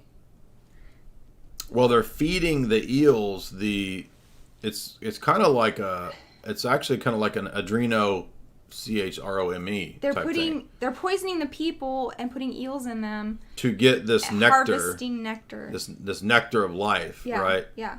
And you only get like that much out of a person, right? Yeah. And the Baron and his daughter have been taking this since the 1600s, which has prolonged their life. Right. And so it turns out Mia Goth, as you can imagine, is the Baron's daughter that he's kept young, and he wants to marry her, which is weird and creepy. But this is what you get in these European bloodline generational black nobility cults, right? Mm-hmm. Is the maintaining of the bloodline through incest, right? Yeah. So the guy who's not even supposed to be there, he broke his leg and he has to stay there. And then he's doing all these therapies like he did the John C. Lilly float tank, right? And the Baron was doing medical experiments on the peasants way back in the day. That's what got the institute burned. He gets he was supposed to be burned, but he got away. The orderlies are ominous pervs, as usual. Mm-hmm. Right? You can't be an orderly in a mental institute and be chaste. No, and you can't. I mean, you got to be hired because you're, pervy. Just as in every horror movie, when there's a little village, everybody is rude and off-putting and creepy, right? That's a standard in horror movies. Yeah, the village hates you. So get out of here, foreign, sophisticated city man. Right. We don't like you. And then go back to your city, bug man. He puts them in. He has like a boomer fish tank gallery. Remember that? Yes. I don't know if they show that in here, but again, the Baron is collecting boomers, and it's funny because he's actually just collecting the essence of CEOs. Did you notice that? Yeah, all rich people and CEOs. So I guess he's doing that to get their money. Because the Institute is basically brainwashing all the Fortune 100 CEOs, and right? It's supposed to be the most elite, so it's really expensive and only elite people can be there. But then he harvests all their loosh and puts it in a dropper. Yeah, and he's got this mystical cult in the mental institute that follows him. Right. But because the orderlies are in the cult with the droppers. Yeah, but he's brainwashing the CEOs. Mm-hmm. That's what I'm trying to say. So the CEOs don't want to leave. They're like, we love it here. We want to live out our days here. And the longer the patient stays there, the sicker they get. But they think they're getting better. Right. Well, that's the brainwashing, though. Yeah. Is that he's brainwashing these people into thinking that they're getting better when they're having their life sucked out of them. He has a pickle punk gallery. Remember that? Every mental institute maniac, mad scientist has a pickle punk collection. It's like Pokemons. Yeah. Pokepunk. Collect them all. What's the... we got to move on to the next one. Okay, so eel juice adrenochrome, INCEST wedding, with his daughter. He almost tries to GRAPE his daughter. He is actually an eel man when he gets his skin ripped off. He's basically reptilian. So we get into... We basically end the movie with like some David Icke territory, right? But he's basically Cheetah Uri. He's part of the Cheetah Uri. Then you found out Freud used to dissect eels. That's kind of weird. There you go. That's right. So these mental institute boys is all about some eels, right? Yeah. Anyway, so mkuItra. Boom. How about that? If you would hit like and share, by the way, I want to remind you guys that we do have a show sponsor, which is Chalk.com. And Chalk is, as you know, coming out with their new pre-workout, which I'm excited to get. I'm going to be getting, of course, free samples of it. That is the Chad mode. And when I told people about this, they were like, is that real? They thought it was a joke because, no, it's not a joke. It's real, clean pre-workout. And it's even got that Chad meme man on there. That they couldn't believe it was real. That ain't real. It is real. Go pick it up right here. Use the promo code J50, that's JAY50 to get 50% off. There's the link for that pre-clean workout. Oh, look, it's got the Chad in the D. That's what I was just saying. That's funny. Chad mode. Nice. Not only is there Chad mode, there's also all the classics over there, like the male vitality stack at chalk.com. We love that. As you guys know, our favorite is the Tonkat Ali. So you can head over there and get a hold of that Tonkat Ali right there, as well as the Daily and the Ashwagandha in the male vitality stack. You're not going to pay $133. You're not going to pay $182. You're going to pay 50% off of that by using the promo code J50. That's J50. But if you get that recurring subscription, you actually use the promo code J53Life, and you're going to get that coming every month.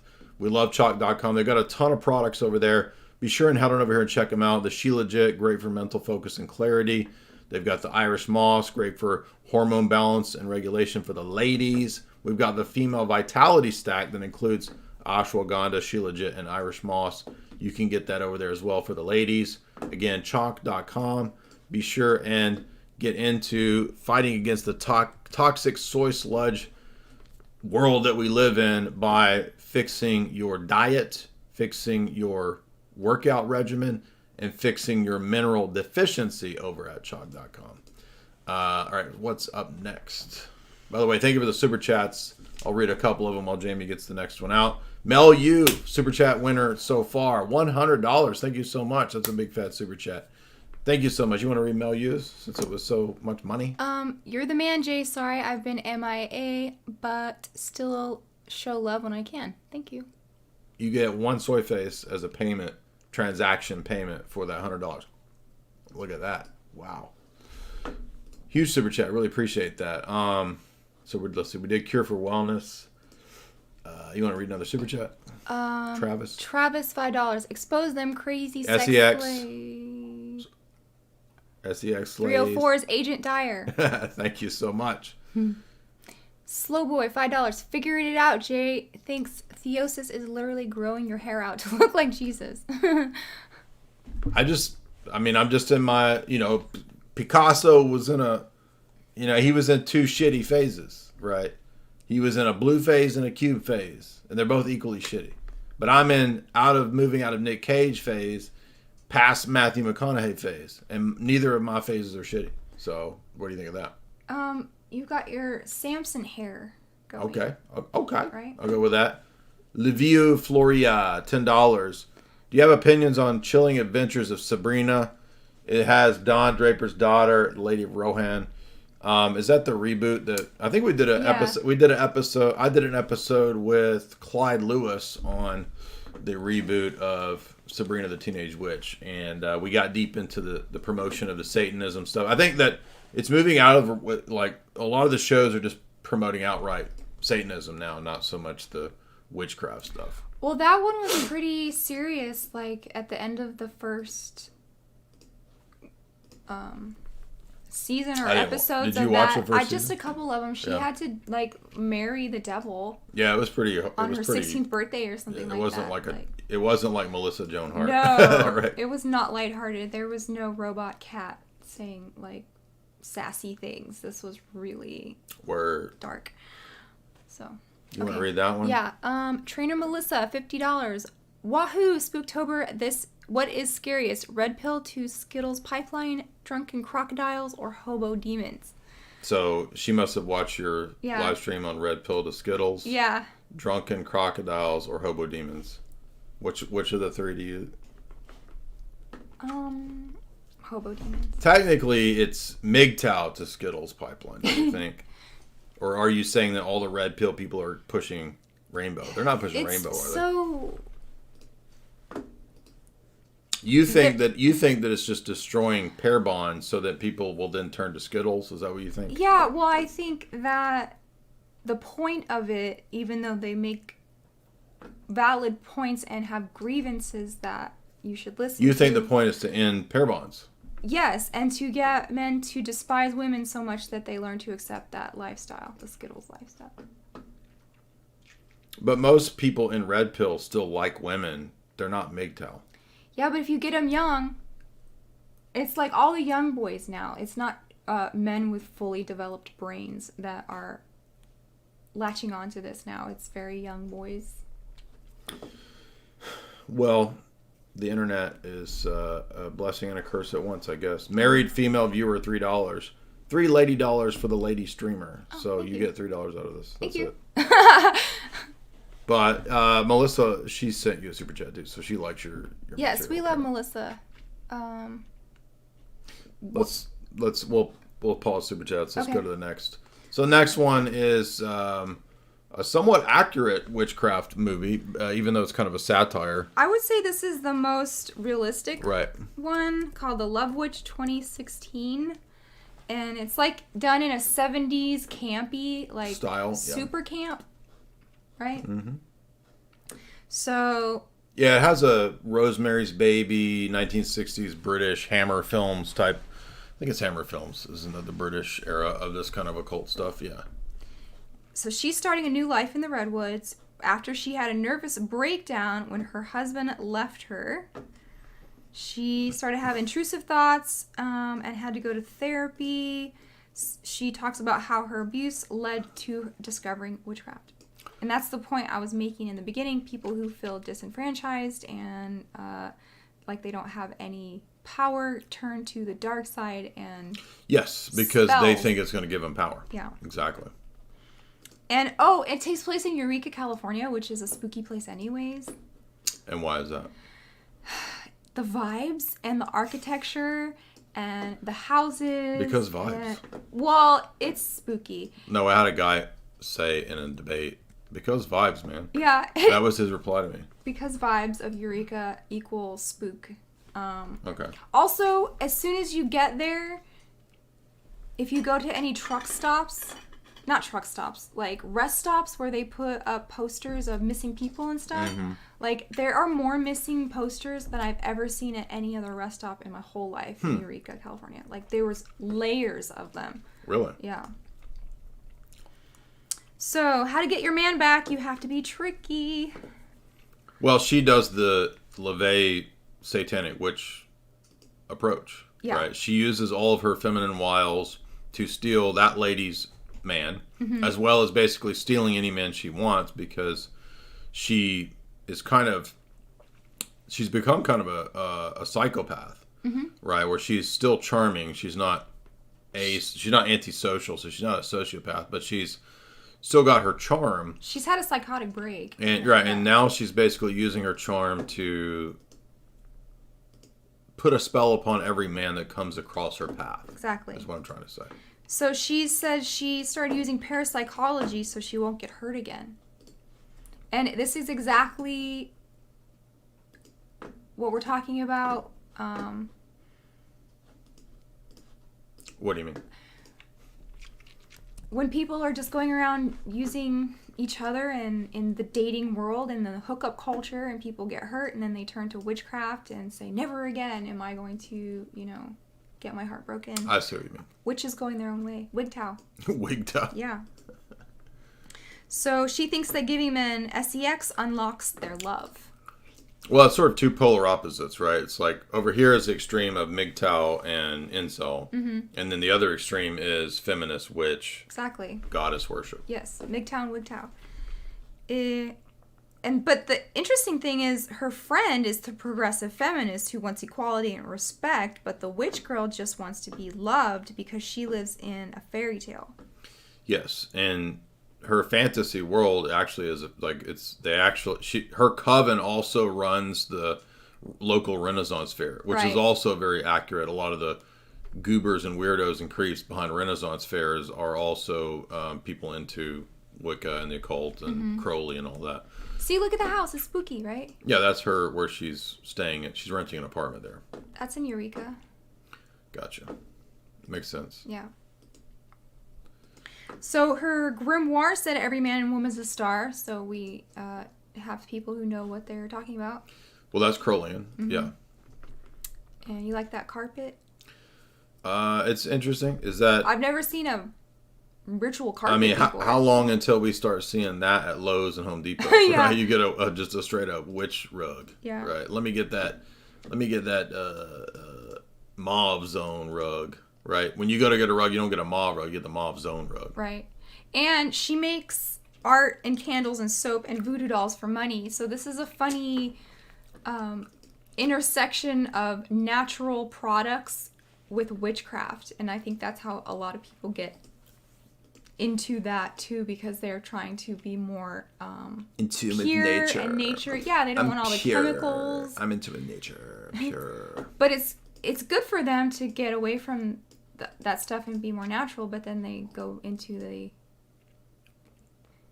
it becomes nature worship. Yeah. Right. Which nature is great, and these crystals and things. I'm sure they have all these properties and virtues. And you can make all kinds of draughts and potions that heal people and help people. But that's just called medicine, right? It's not. It's not witchcraft, right? Right. Well, the pharmakeia is the witchcraft. The sorcery. Yeah, it's the sorcery. Exactly. So before you know it, you're gonna need like thousands of candles. Well, it becomes superstition. Right. It becomes a thing that. The thing with superstition is that it's just like numerology or. Man was created to be the Lord and Master of creation. He wasn't made to have creation be his master. And superstition puts man at the subservience of these kinds of chaotic forces and principles, like, you know, people that go nuts with gematria and all this numerology gibberish, they're subject to things that were made for man, not the other way around. So that's why superstition enslaves you, is my point. Does that make sense? Yeah. And that's why a lot of people go mad with it. And she's actually gone mad, right? Because she basically uses her witchcraft to mind control this goober professor dude, right? And of course he's like a greasy, like... I said right away, I was like, he's a shitty lit professor. And that's exactly like what it was. English and French was his... It's like, I teach English and French lit. Yeah. So she gives him totally drugs. Pretentious. And she takes off her black clothes, which has rainbow underneath, which is... I was reading in that Kenneth Grant book how they relate the rainbow to the goddess. Makes sense. And because she says, I give the rainbow to you right now, and it has to do with wheezing the juice. I also thought that it was kind of a reference to Joseph's coat of many colors, which a lot of times Crowleyan type groups, ritual magic groups, they don't totally hate the Bible. They actually think the Bible is another code for ritual magic. So, for example, they think that the apocalypse is a ritual that you can do to invoke Babylon. So, likewise, they'll interpret a lot of biblical stories in a kind of an occult way. And the one thing that's interesting about this movie is that you can tell whoever wrote it or did it, they didn't just have like a, you know, practical magic type of view of witchcraft or Wicca. Like, whoever made this movie had actually read Crowley and Grant and these kinds of figures. And LaVey, yeah. So if you want to know what the rainbow kalas are, you got to watch that Rockfin show called Rated XO. Well, you see her when she uses her powers, like you see rainbows coming off of her. Yeah. So this is definitely OTO high level stuff. Golden Dawn type stuff too, like because they have a ritual with her, and right when she's, this is when she seduces the red-headed woman's husband, and then she puts a spell on the red-headed woman too. Remember, because she wants to be like her.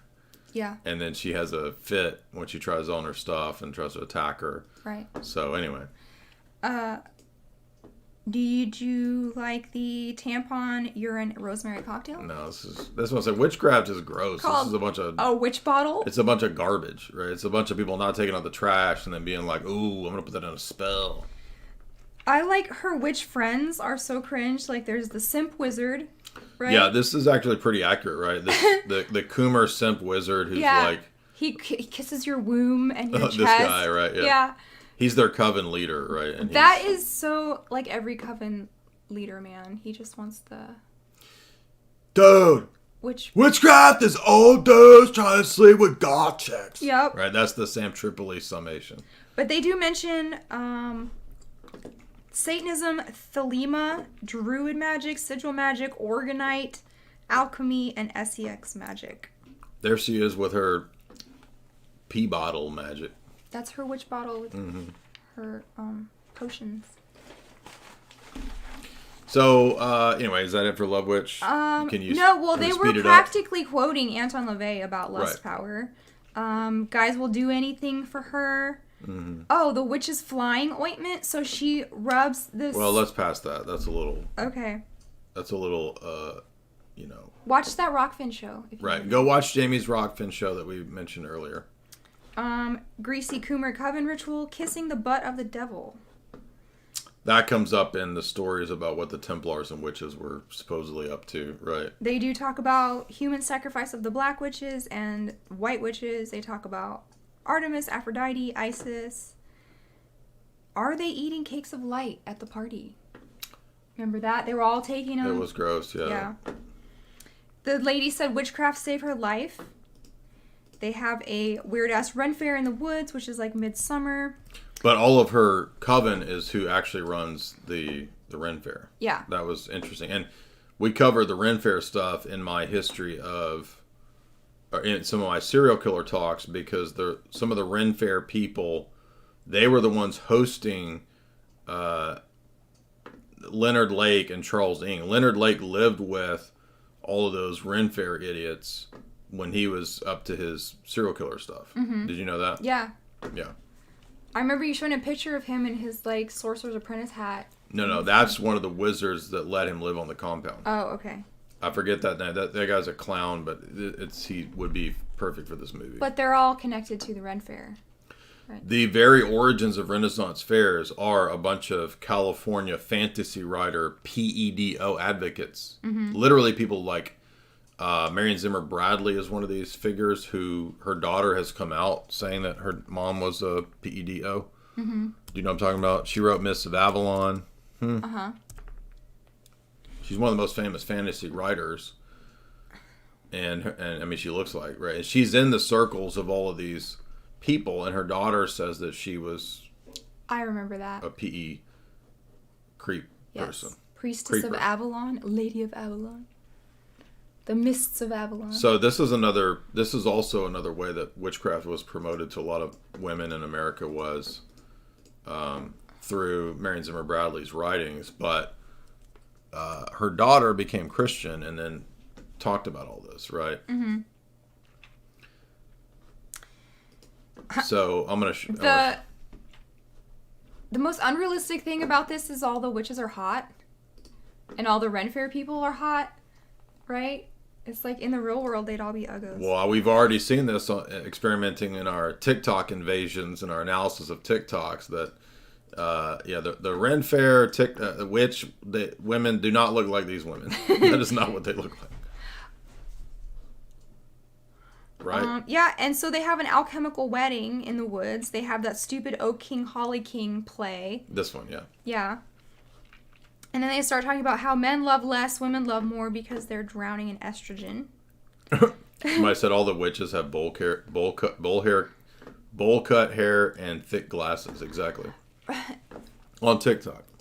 Ren Fair is where chunky girls wear those and dresses dudes. And they spill out the top. That's what Ren Fair is for. They always look like they're what fat. Are these called? They look like their fat boobies are about to pop. Yeah. In those Ren Fair dresses. Yes. Correct. I don't know what they're called. But I've never been to a Ren Fair. I'll never be at one. She got involved with a witch coven she met dancing at a burlesque club in San Francisco. So this is very LaVey also. Mm-hmm. You talking about LaVey canon. What's a burlesque club? What is it? Burlesque. What is it? No, I said she's at a burlesque club. And that's who LaVey used to play organ and piano and stuff for burlesque clubs. Okay, that makes sense. Yeah, so LaVey would be hanging out here. Yeah. Yeah. I guarantee you this guy's based on LaVey, don't you think? This goober guy here. Right. So then you find out maybe her husband was killed by her. Like, tried to leave her and then she killed him and she's on the run. Yes. Well, she says, this is the first time I've killed a man. Right. Implying that when her husband cheated on her, she killed him. Yeah. They do have a Baphomet picture. They have a SEX magic to create love magic. The villagers want to burn the witch. Remember that? The people at the bar. Oh, yeah. Hate her. And they're like, kill the witch. She kills a detective. She loses grip on reality. The end.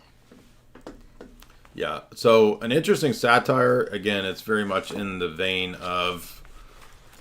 Aren't they called Hammer films? I think that one with Christopher Lee is one of these, right? Mm-hmm. The Devil Rides Out. Yes, it's one of these.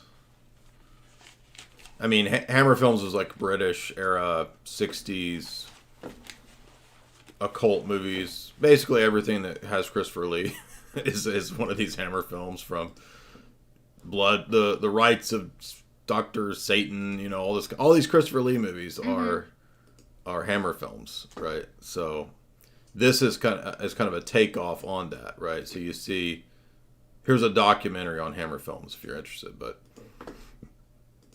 they basically all have Christopher Lee or Grand Moff Tarkin, Peter Cushing, yeah.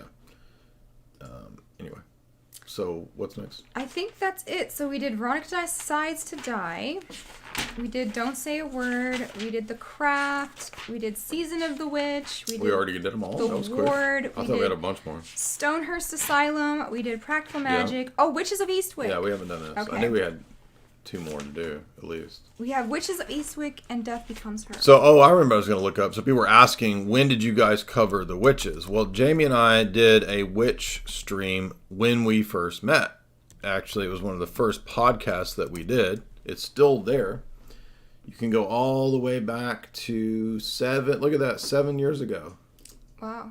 So here is one of our early podcasts, me and Jamie, 7 years ago. What's up? Has it been a good ride? Yeah. 7 years ago, we did Suspiria, The Witch, The Witches, Jim Henson's Witches. So somebody was just asking, when are you guys going to do The Witches? We did Hocus Pocus, Devil Rides Out. So today's show is very much in tune with one of our first podcasts from 7 years ago. You can watch it there. Hocus Pocus, listen to it just for that, and then go watch my show with Paul Hall about Disney and Hocus Pocus. I think. Is that recently on is that on your Rockfin or YouTube? YouTube.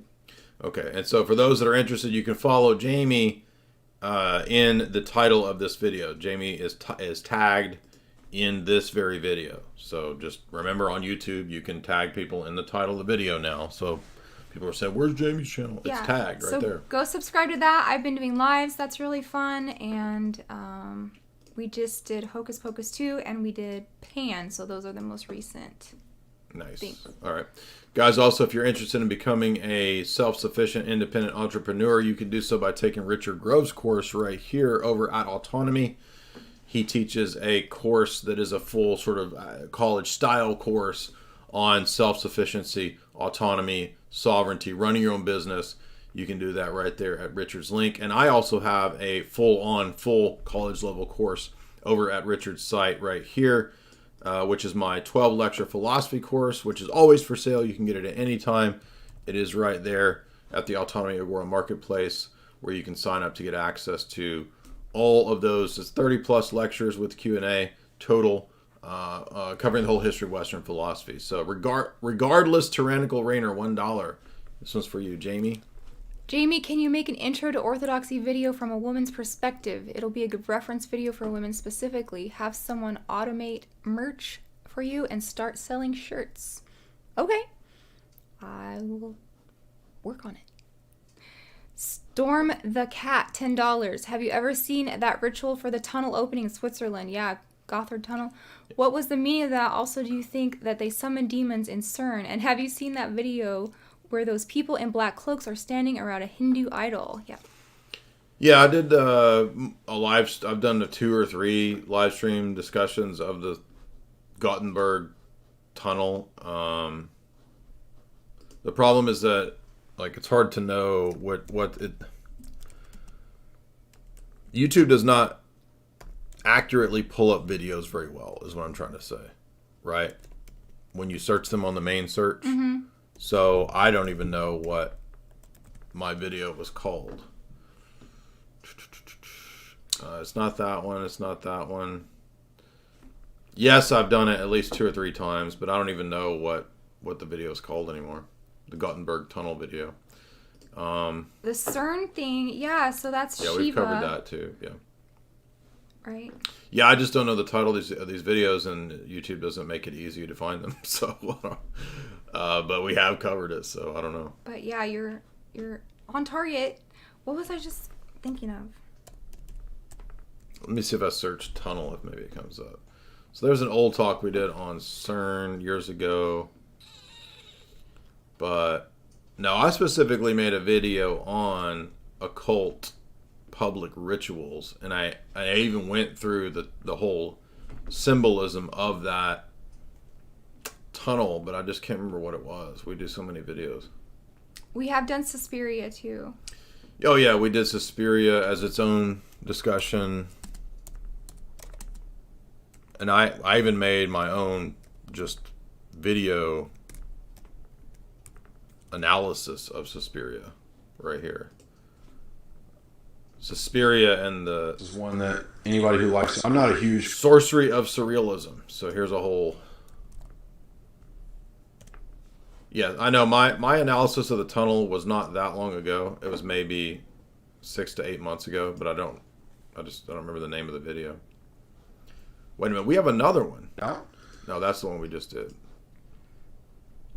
The Witch, Suspiria and the... Yeah, so we covered it. Anyway, I don't know. I can't find the tunnel video. I don't know.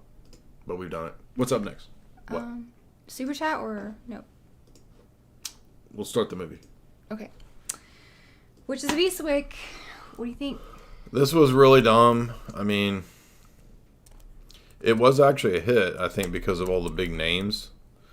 And I watched a video of a guy giving the whole history of this movie, which is pretty crazy because George Miller, who directed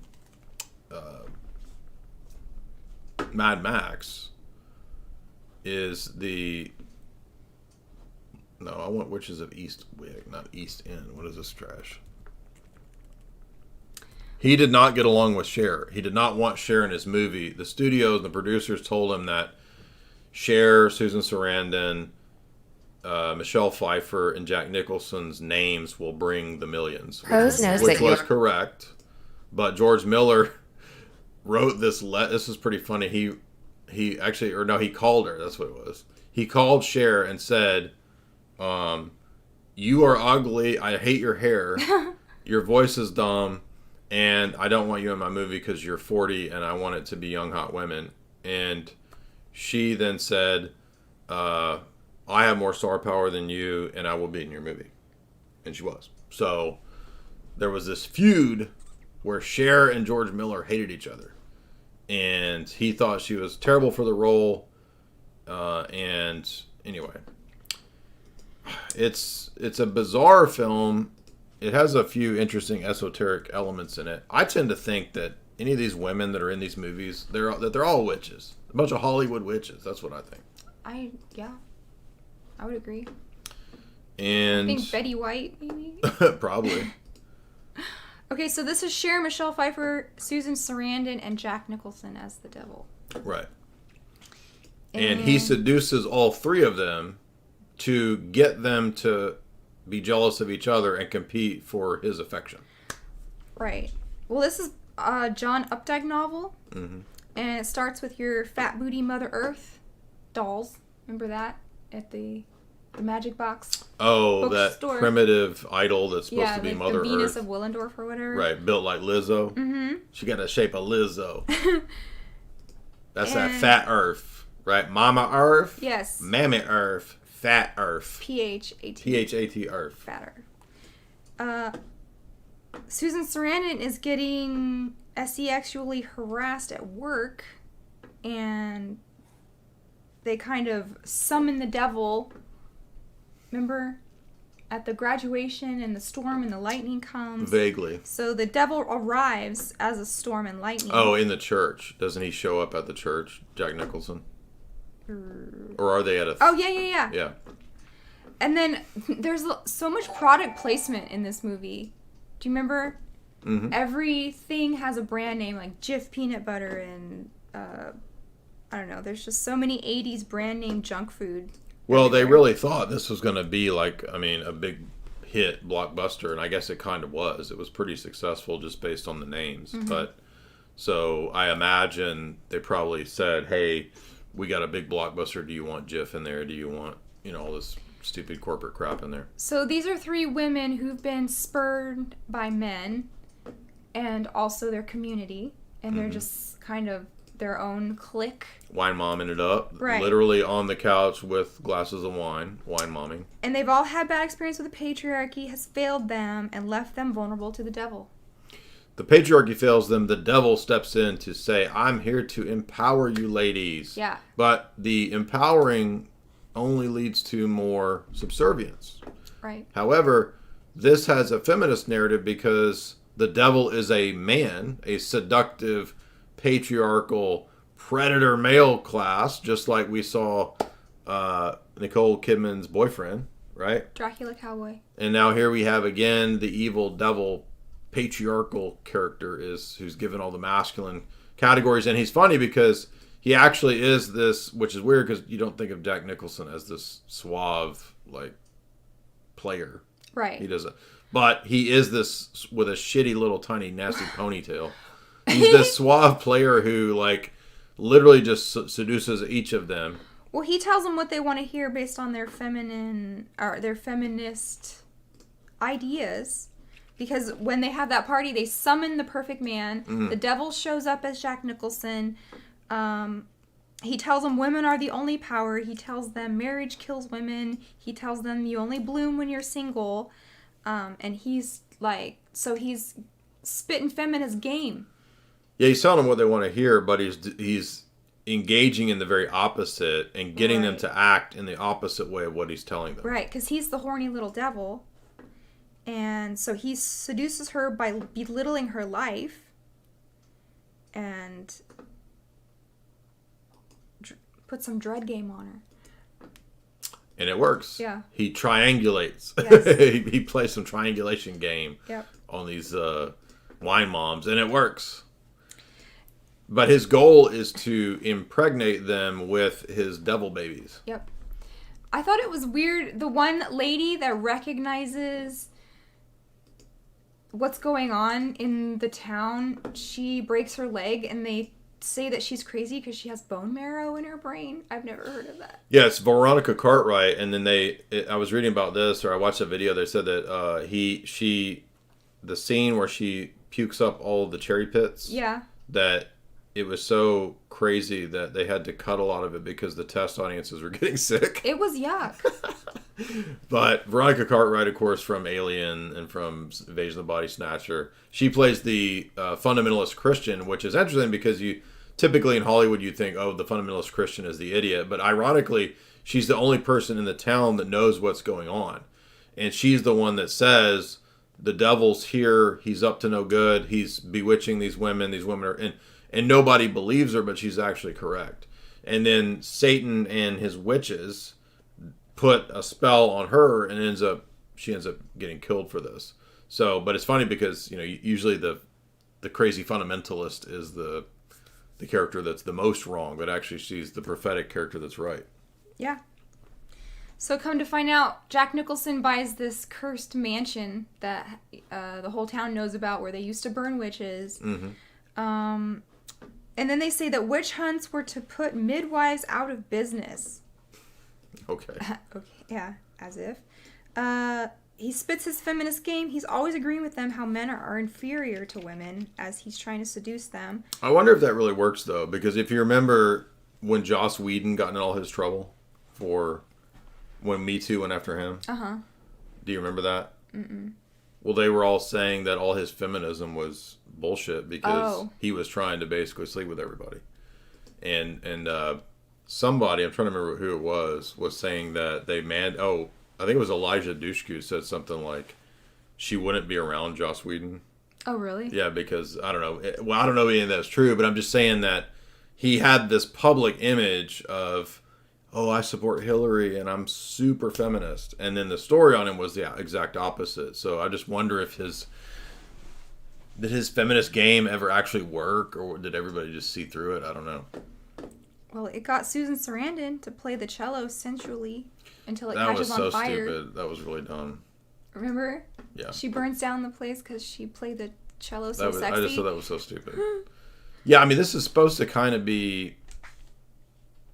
It's kind of satire, but it's also kind of a horror movie, right? Mm-hmm. And if you and I were both wondering with this totally out of place, weird scene where Jack Nicholson ends up as a giant at the end, and then he gets turned into a little plant baby.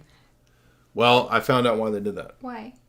This is really dumb, but the producer of this, I forget who it was, but he had just seen Aliens, right? So this was right after James Cameron's super blockbuster Aliens, right? Mm-hmm. And he saw how much money James Cameron's Aliens made, right? The same, right? Yeah. And he said, we've got to put aliens in this movie. And the director and everybody else was like, it's witches. It doesn't make sense to have aliens. He's like, no, just trust me. So the closest thing to this was this giant alien, Jack Nicholson, and then this weird little pod baby, Jack Nicholson. So that was their attempt at cashing in on the alien craze. It was so weird because, so he's got all three of them as his harem. Mm-hmm. They dance in balloons. Everything is hunky-dory, but it's like really cartoonish. Mm-hmm. And until they become a scandal, and he brings the fruit like Satan in the Garden of Eden. Right. Right? Mm-hmm.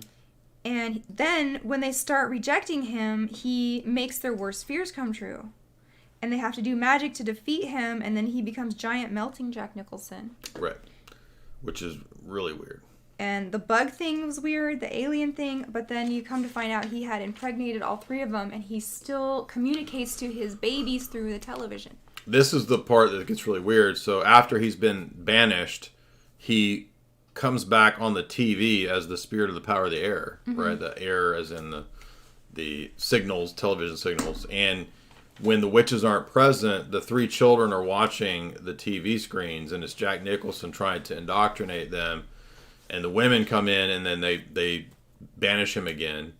But what I'm getting from that is that the children of the next generation, the new Aeon, will be moon children. Exactly. They'll be moon children of the devil, raised by a generation of witches. Single mom witches. Single mom witches, exactly. Which is what TikTok. All witches is single mom witches. That was my TikTok joke.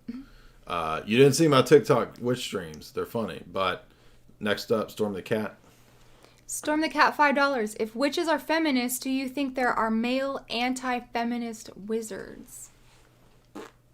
Yeah, I think some of the sorcerers and guys who are like a magus, he could theoretically adopt a, preference for the masculine forces of nature against the goddess because they feel like they're balancing each other. That is in that show, American Horror Story.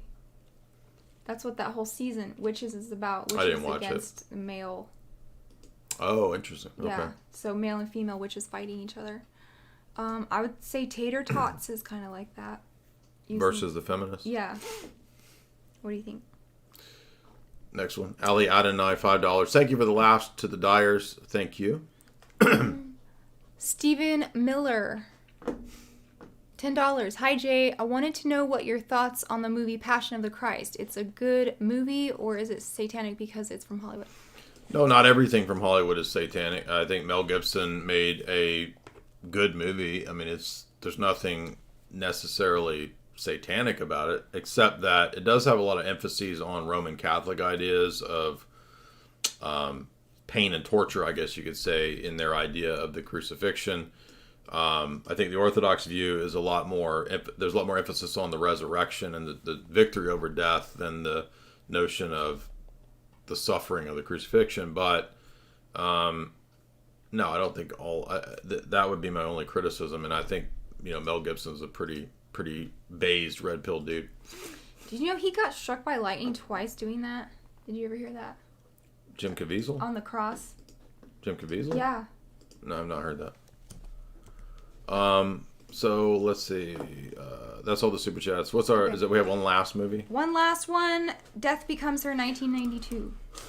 And this isn't exactly witchcraft, but it's okay. It's close enough. It's right? Secret Society, life extension. What do you think? A Hollywood secret society that has the ability to prolong death, and it's satire because it's kind of making fun of Hollywood culture, people trying to betray even their best friends to be the it girl. Goldie Hawn and Meryl Streep are the two competing characters who, rather than living their life and having a somewhat normal life, they decide to compete with one another throughout their whole lives for the men that they get and who can steal the man from the other man, right? So it's all about this sort of petty stuff. And as they get older, they're both kind of trying to outdo one another. So Goldie Hawn, Meryl Streep are fighting over Bruce Willis, who is a beta. Yeah, it's funny because it's a satire, so a lot of stuff in this is intentionally absurd. Bruce Willis's character is a total simp beta, and they both are fighting over him. But it's not really so much about Bruce Willis as it is they're just trying to beat each other. Mm-hmm. So it's a one-up exercise. So Bruce Willis loves Meryl. He's engaged to Goldie Hawn, but he loves Meryl Streep because she's a famous actress. And Meryl Streep steals him from Goldie. He's a plastic surgeon. Goldie gets fat. She becomes a crazy cat lady. She goes nuts. she becomes a mental patient. Yep. Bruce and Meryl are unhappily married. And then weird stuff is going on at the spa. Do you remember when Meryl Streep goes to the spa for her rejuvenation treatments? And there's like weird guys hooked up to weird tubes and like plasma separation and stuff. Yeah, it's like just whatever's a trendy Hollywood, age prolonger. Right.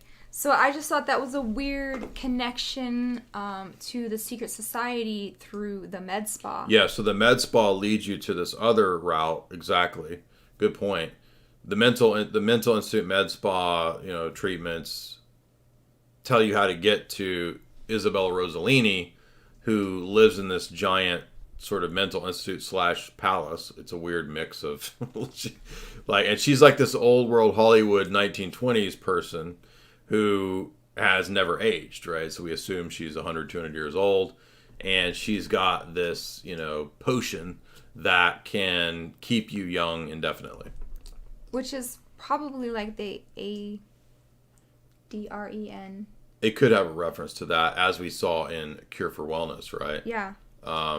But it is it's not explicitly called a cult, but it kind of is. It's like a secret society of... It's just the people who could afford the elixir of youth. Exactly. And it's extremely expensive, and you have to eventually, fake your death and go into hiding, right? Right. So, Goldie comes back as a beautiful, successful author.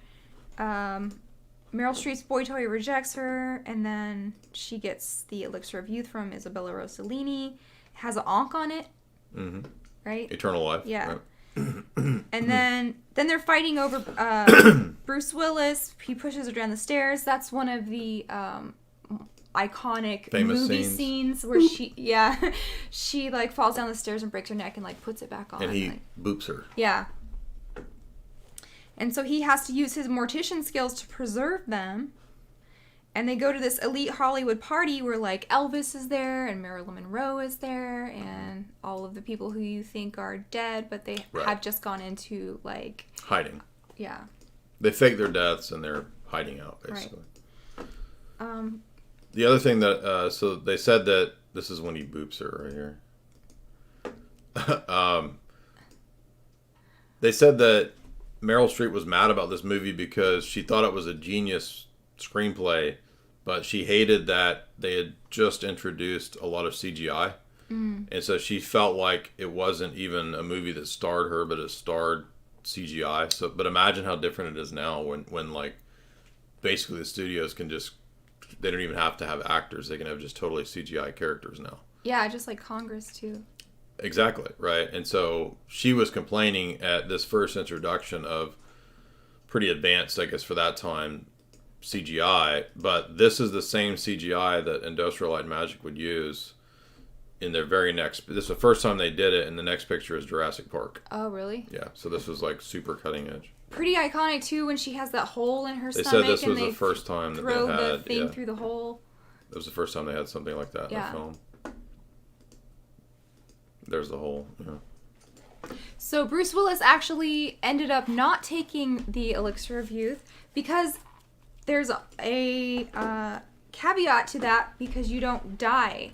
So you have to preserve this shell of a body. Well, one of the ironies of the film is that Meryl Streep and Goldie Hawn spend their whole lives trying to have youth and fight each other, and so they never get to live their life. Right. And then they get eternal life, and they still can't live their life because they're falling apart. They're falling apart, and then they keep sort of using chemicals, and they become basically plastic people. Mm-hmm. And then they fall apart at the end. But Bruce Willis, even though he was this beta simp, ironically changes after all this trauma, and he learns the real nature of women, and they even say that he starts the Institute for the Study of Women. So he's actually becomes a red pill guy, right? He starts this institute, but then he goes and gets married and has a normal life, and he's the only one that has the normal life out of this trio of weirdos. Right, and he dies a happy death while they're stuck in limbo in these dead bodies. And they're miserable, yeah. Yeah, so be careful what you wish for. When you get what you want, sometimes it's a curse. The monkey's paw. Yeah. So a lot of people would just think that this is a spoof on Hollywood and plastic surgery and vanity, but rewatching it, it was kind of creepy. The potion, just like you said, the cure for wellness, the longevity potion, and the chrome. Yeah, it was pretty good. Look at that. All right, thank you guys. I want to remind you too that you can subscribe to our archives on the website or on Rockfin.